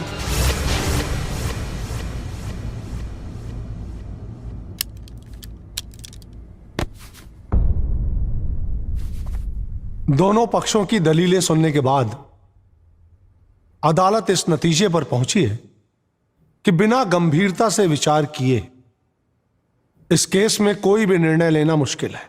इसलिए यह अदालत आज कोई फैसला नहीं सुनाएगी।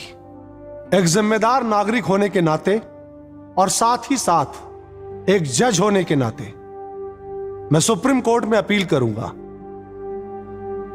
कि संयुक्त परिवार के जायदाद के मुद्दे में एक नई व्याख्या दें कि बंटवारे के समय अधिकार के साथ साथ प्रेम, त्याग और कर्तव्य पर भी विचार किया जाए।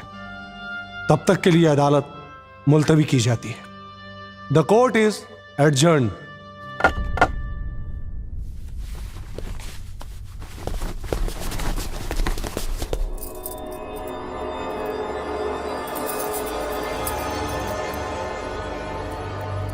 इतना देर हो गई, अभी तक ना आइले। पता ना कोर्ट में का होत हुई। ना छोटकी, सब ठीक हुई, तू चिंता ना करा।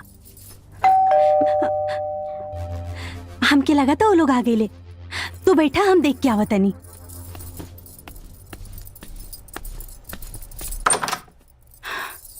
रुआ? हाँ, हमरा राजेंद्र और सुरेंद्र से कुछ जरूरी बात करे के बा। आई। हाँ।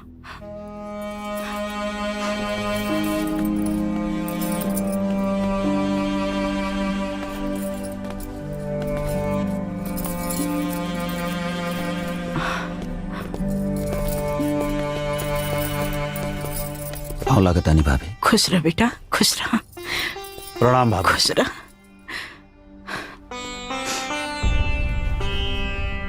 राजेंद्र, सुरेंद्र, हम तो लोग के अपना से कब्बो अलग ना समझनी। जब हम बियाह करके वो घर में आयल रही तो तोहर बड़का भैया पहला रात के हमरा से एगो वचन ले ले रही कि हम तो तीनों भाई के अपन देवर ना, अपन बेटा मानब। भगवान जाने कि आज भी हम उहे माने नहीं। तू लोग के कबो कोनो छोट भाव से हम ना देखनी। अब जौन होके कह रहे तौन तो हो गई बाबू। बाकी हम एगो बात कहे खातिर रहनी है कि तू लोग के जौन भी हिस्सा चाहिए ले ले जा। बाकी हमरा के हमर वो घर दे दे जा।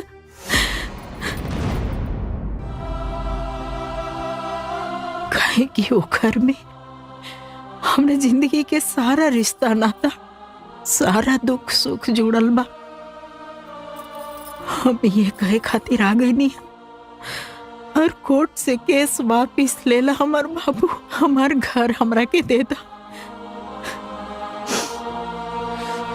काहे कि कोर्ट में हम अपना घर के तमाशा नहीं की बनावल चाहत। बड़की दीदी, अब जे हुई उ कोर्ट से हुई। रवा जाइए जैसे, कोनो इमोशनल ड्रामा काम ना करी। जाइए जैसे।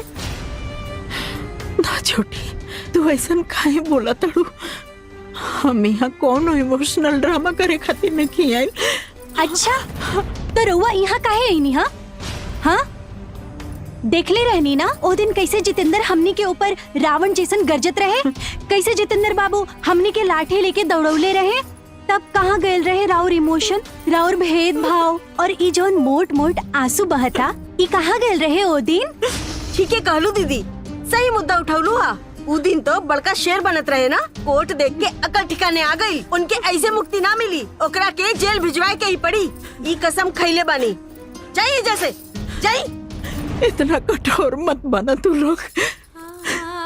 हमरा जितेंद्र से जौन भी गलती हो गई ओकरा लिए हम माफी मांगे खातिर आयल बनी। हमरा के माफ करता जा। छोटे, हम बड़ होके तोहरा गोड़ पड़ता नहीं। जाइए जैसे।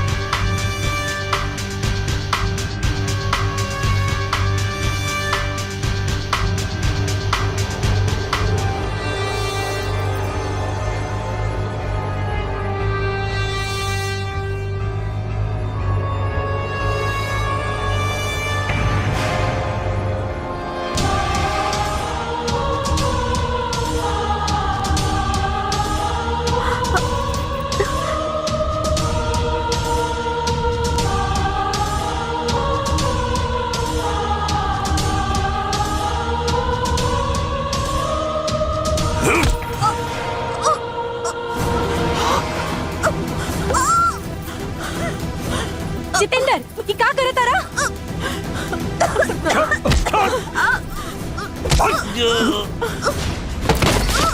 तो हिम्मत कैसे भइल रे हमरा भाभी के हाथ लगावे के? जान से मार दे तुके। जितेंद्र, छोड़ उनके, छोड़ उनके भाई। छोड़ हमरा के, अगर तू मार पीट कर बंद ना करबा ना तो हमार मरल मुंह देखबा।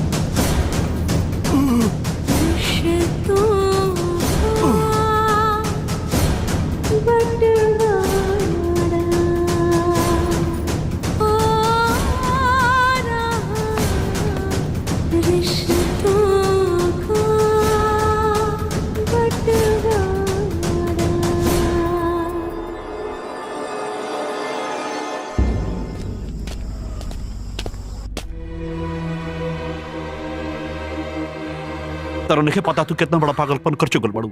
अगर जितेंद्र पुलिस के सामने हमनी के खिलाफ बयान दे दौलस तो सब बंटवारा के सपना धोइला के धोइला रह जाई और हमनी पर हाफ मर्डर के केस भी हो जाई। केस का मतलब समझा तरु ना, हमनी के दोनों भाई सस्पेंड हो जात सब। राजेंद्र, पुलिस। हमारे बाबू कैसन बाड़न डॉक्टर साहब? देखिए, उनके सर पे गहरी चोट लगी है, अभी कुछ भी कह पाना मुश्किल है। डॉक्टर साहब, हम बयान लेवल चाहता नहीं। अभी वो बेहोश हैं, होश में आने के बाद ही आप उनका बयान ले सकते हैं। Excuse me. रहुआ के बानी? हम उनकर भौजाई बानी। इनकरा के चोट कैसे लागल? इंस्पेक्टर साहब, इनमें हमार गलती बा। हम अपने देवर देवरानी से बात करत रहनी और तभी जितेंद्र आके मार पीट शुरू कर देलन। हम उनकरा के बड़ी मना कईनी लेकिन वो मानते ना रहे। फिर हम अपना हाथ से उनका के धक्का दे देली और गिर गईला। फिर उनकर सिर फट गईल, बेहोश हो गईलन हमार बाबू। हमार गलती बा, हम दोषी बनी। ठीक बा, पर जब तक जितेंद्र के बयान नहीं हो जात रुआ जे रही। हाँ, हाँ। भाभी। ए जी, कहाँ जाता नहीं है? नहीं आई जरा आई, चली।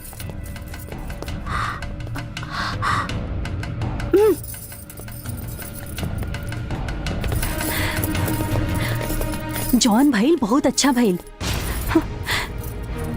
अब तक सारा टेंशन दूर हो गई।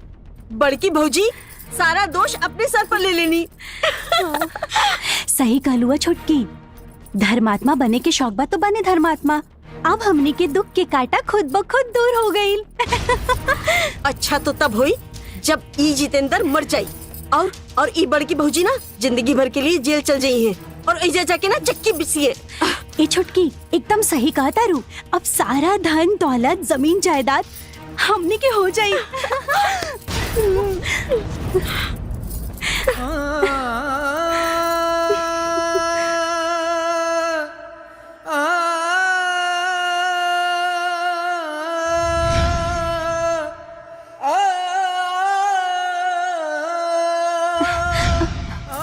ए जी, रोआ के का हो गई? कहाँ खो गई नी? कहाँ?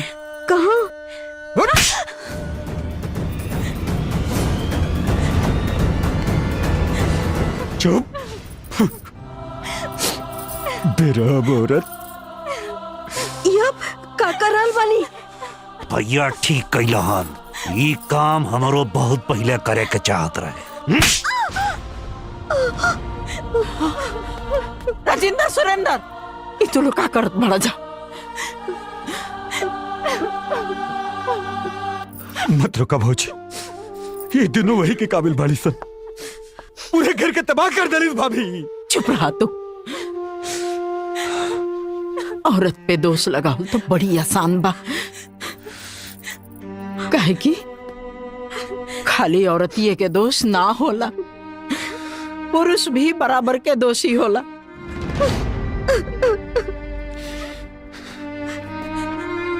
जब ये लोग अनाप शनाप बोलत रहे तो तो लोग के दिमाग कहाँ गई रहे? घास चरे खातिर?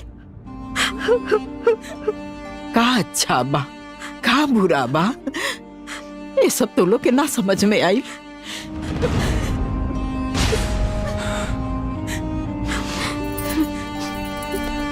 डॉक्टर साहब, पेशेंट को होश आ गया। जितेंद्र, रुकी, पहले बयान हुई, ओकरा बाद के हुआ उससे मुलाकात हुई।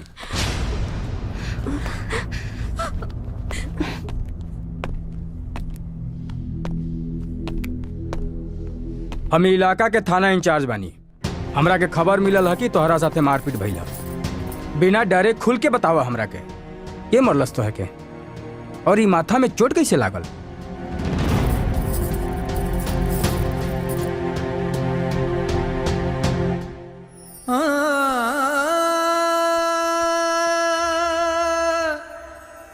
आपसे के कहल कि हमरे साथ मारपीट भइल बा? हमरे साथ कोनो मारपीट नहीं के भइल।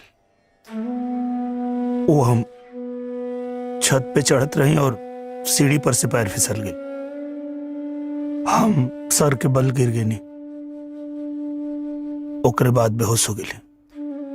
हमके याद नहीं कि ओकरे बाद का भइल। तू सच बोल रहल बाड़ा कि केहू के दबाव में आकर झूठा और गलत बयान दे रहल बाड़ा? हम एकदम सही कहा ताने। हमरे साथ कोनो मारपीट नहीं के भइल।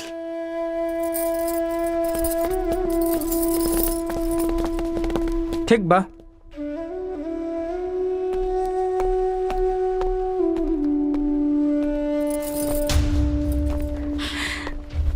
बयान हो गई। उनकर कहना बा कि उ सीढ़ी से गिर गई रहन और कोनो मारपीट ना भइल। तू तो कहत रहलू कुल तोहरा वजह से भइल बा। इंस्पेक्टर साहब, भौजी जौन बाड़ी जितेंद्र के कोनो काम से बाहर भेजले रहनी है। हाँ भौजी, यह बात बाना? हाँ इंस्पेक्टर साहब, हाँ। ठीक बा, हमार जांच पूरा भइल। अब आप लोग उनकरा से मिल सकता नहीं। हाँ। चल बाबू, हमार बाबू।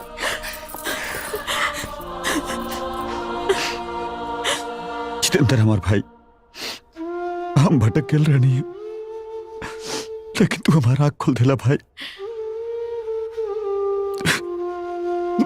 माफ करते हमरा के, माफ करते भाई। हाँ देवर जी, हमके माफ कर दी। अरे भाभी का कर धरो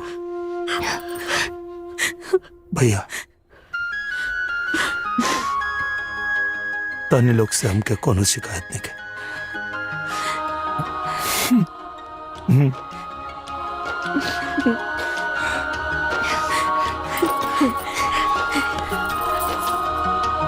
जज साहब, हमार छोट भाई जितेंद्र सही तर्क दे रहल बाड़न। जब पुश्तैनी जायदाद के बंटवारा हो सकेला तो नौकरी करके इकट्ठा कैल जायदाद में बंटवारा काहे ना हो सकेला?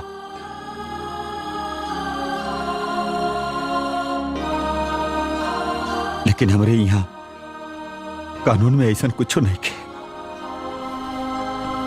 जज साहब, हम आपसे विनती कैल चाहब कि सरकार के आप आदेश दी कि ऐसा कोनो कानून बने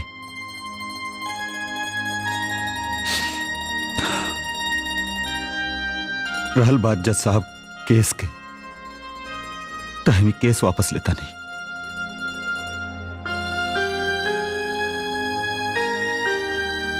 जज साहब, हमनी के घर के बंटवारा ना होई, हमनी के साथे रहल जाए। सगरो भाई मिलके जैसन बड़का भैया के सपना रहे।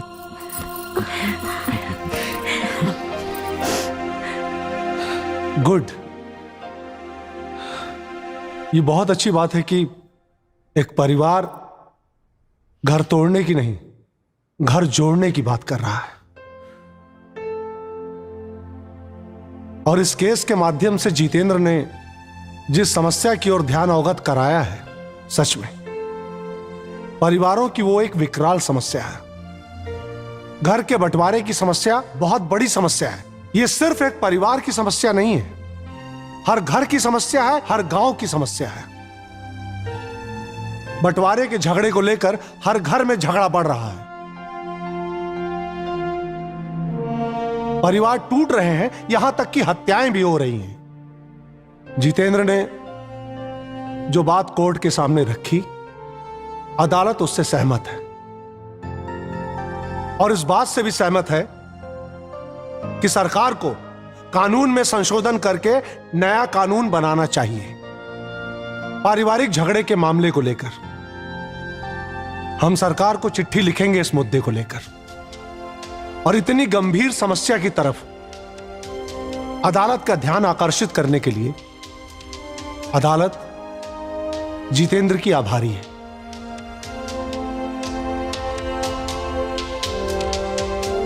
द कोर्ट इज एडजर्न्ड।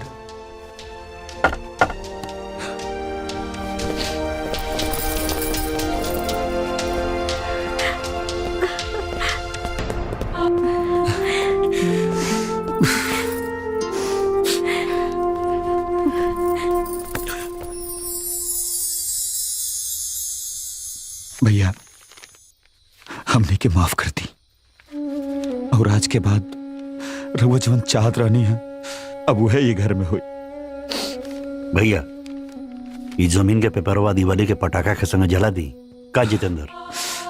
खाए ना, बुराई और नफरत के साथ ही यह होए के चाहिए।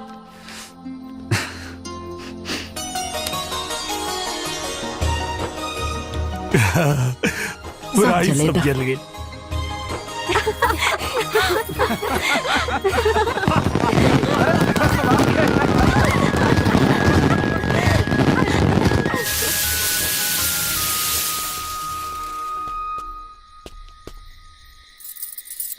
हम रउआ लोगों से कुछ कहे आयल बानी।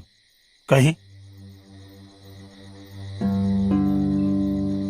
हमार बाबूजी बदलत दुनिया के समझ ना पहले,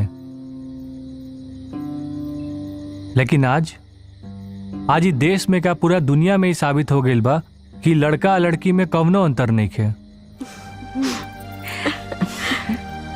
अरे जितना पैसा लड़का के पढ़ावे में लगा था उतना ही पैसा मेहनत लड़कियों के पढ़ावे में लगा था। तो ऐसन काहे बा कि जब लड़की के शादी हुई तो लड़की वाला के दहेज देवे के पड़ी और लड़का वाला के ना देवे के पड़ी? ई कैसन प्रथा बा? अरे हम तो कहा तानी कि कुप्रथा बा। आज हम ई कुप्रथा के विरोध करतानी।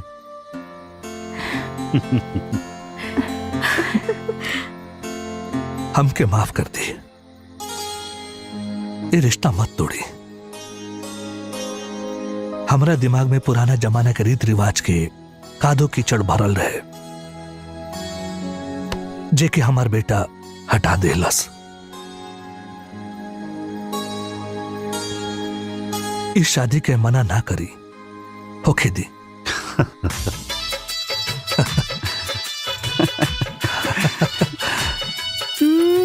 वक्रतुंड महाकाय सूर्यकोटि समप्रभा। चला हमने भी शादी कर ली। अरे ऐसे कैसे शादी करबो? तैयारी खातिर थोड़ा वक्त भी तो चाहिए। भर्गो देवस्य धीमहि धियो यो न प्रचोदयात्। ओम गणानां त्वा गणपतिगुं हवामहे निधिनां त्वा निधिपतिगुं हवामहे प्रियानां त्वा। तनी बुद्धि अप्लाई करी। अच्छा हाँ तो अभी टाइम लगी ना। जी हम कोर्ट मैरिज की बात करे तनी। अच्छा सब पता करके बैठल बाड़ू। सही बात। दोनों जाने पति पत्नी हो गए लोगन। तक कर लिया जाओ।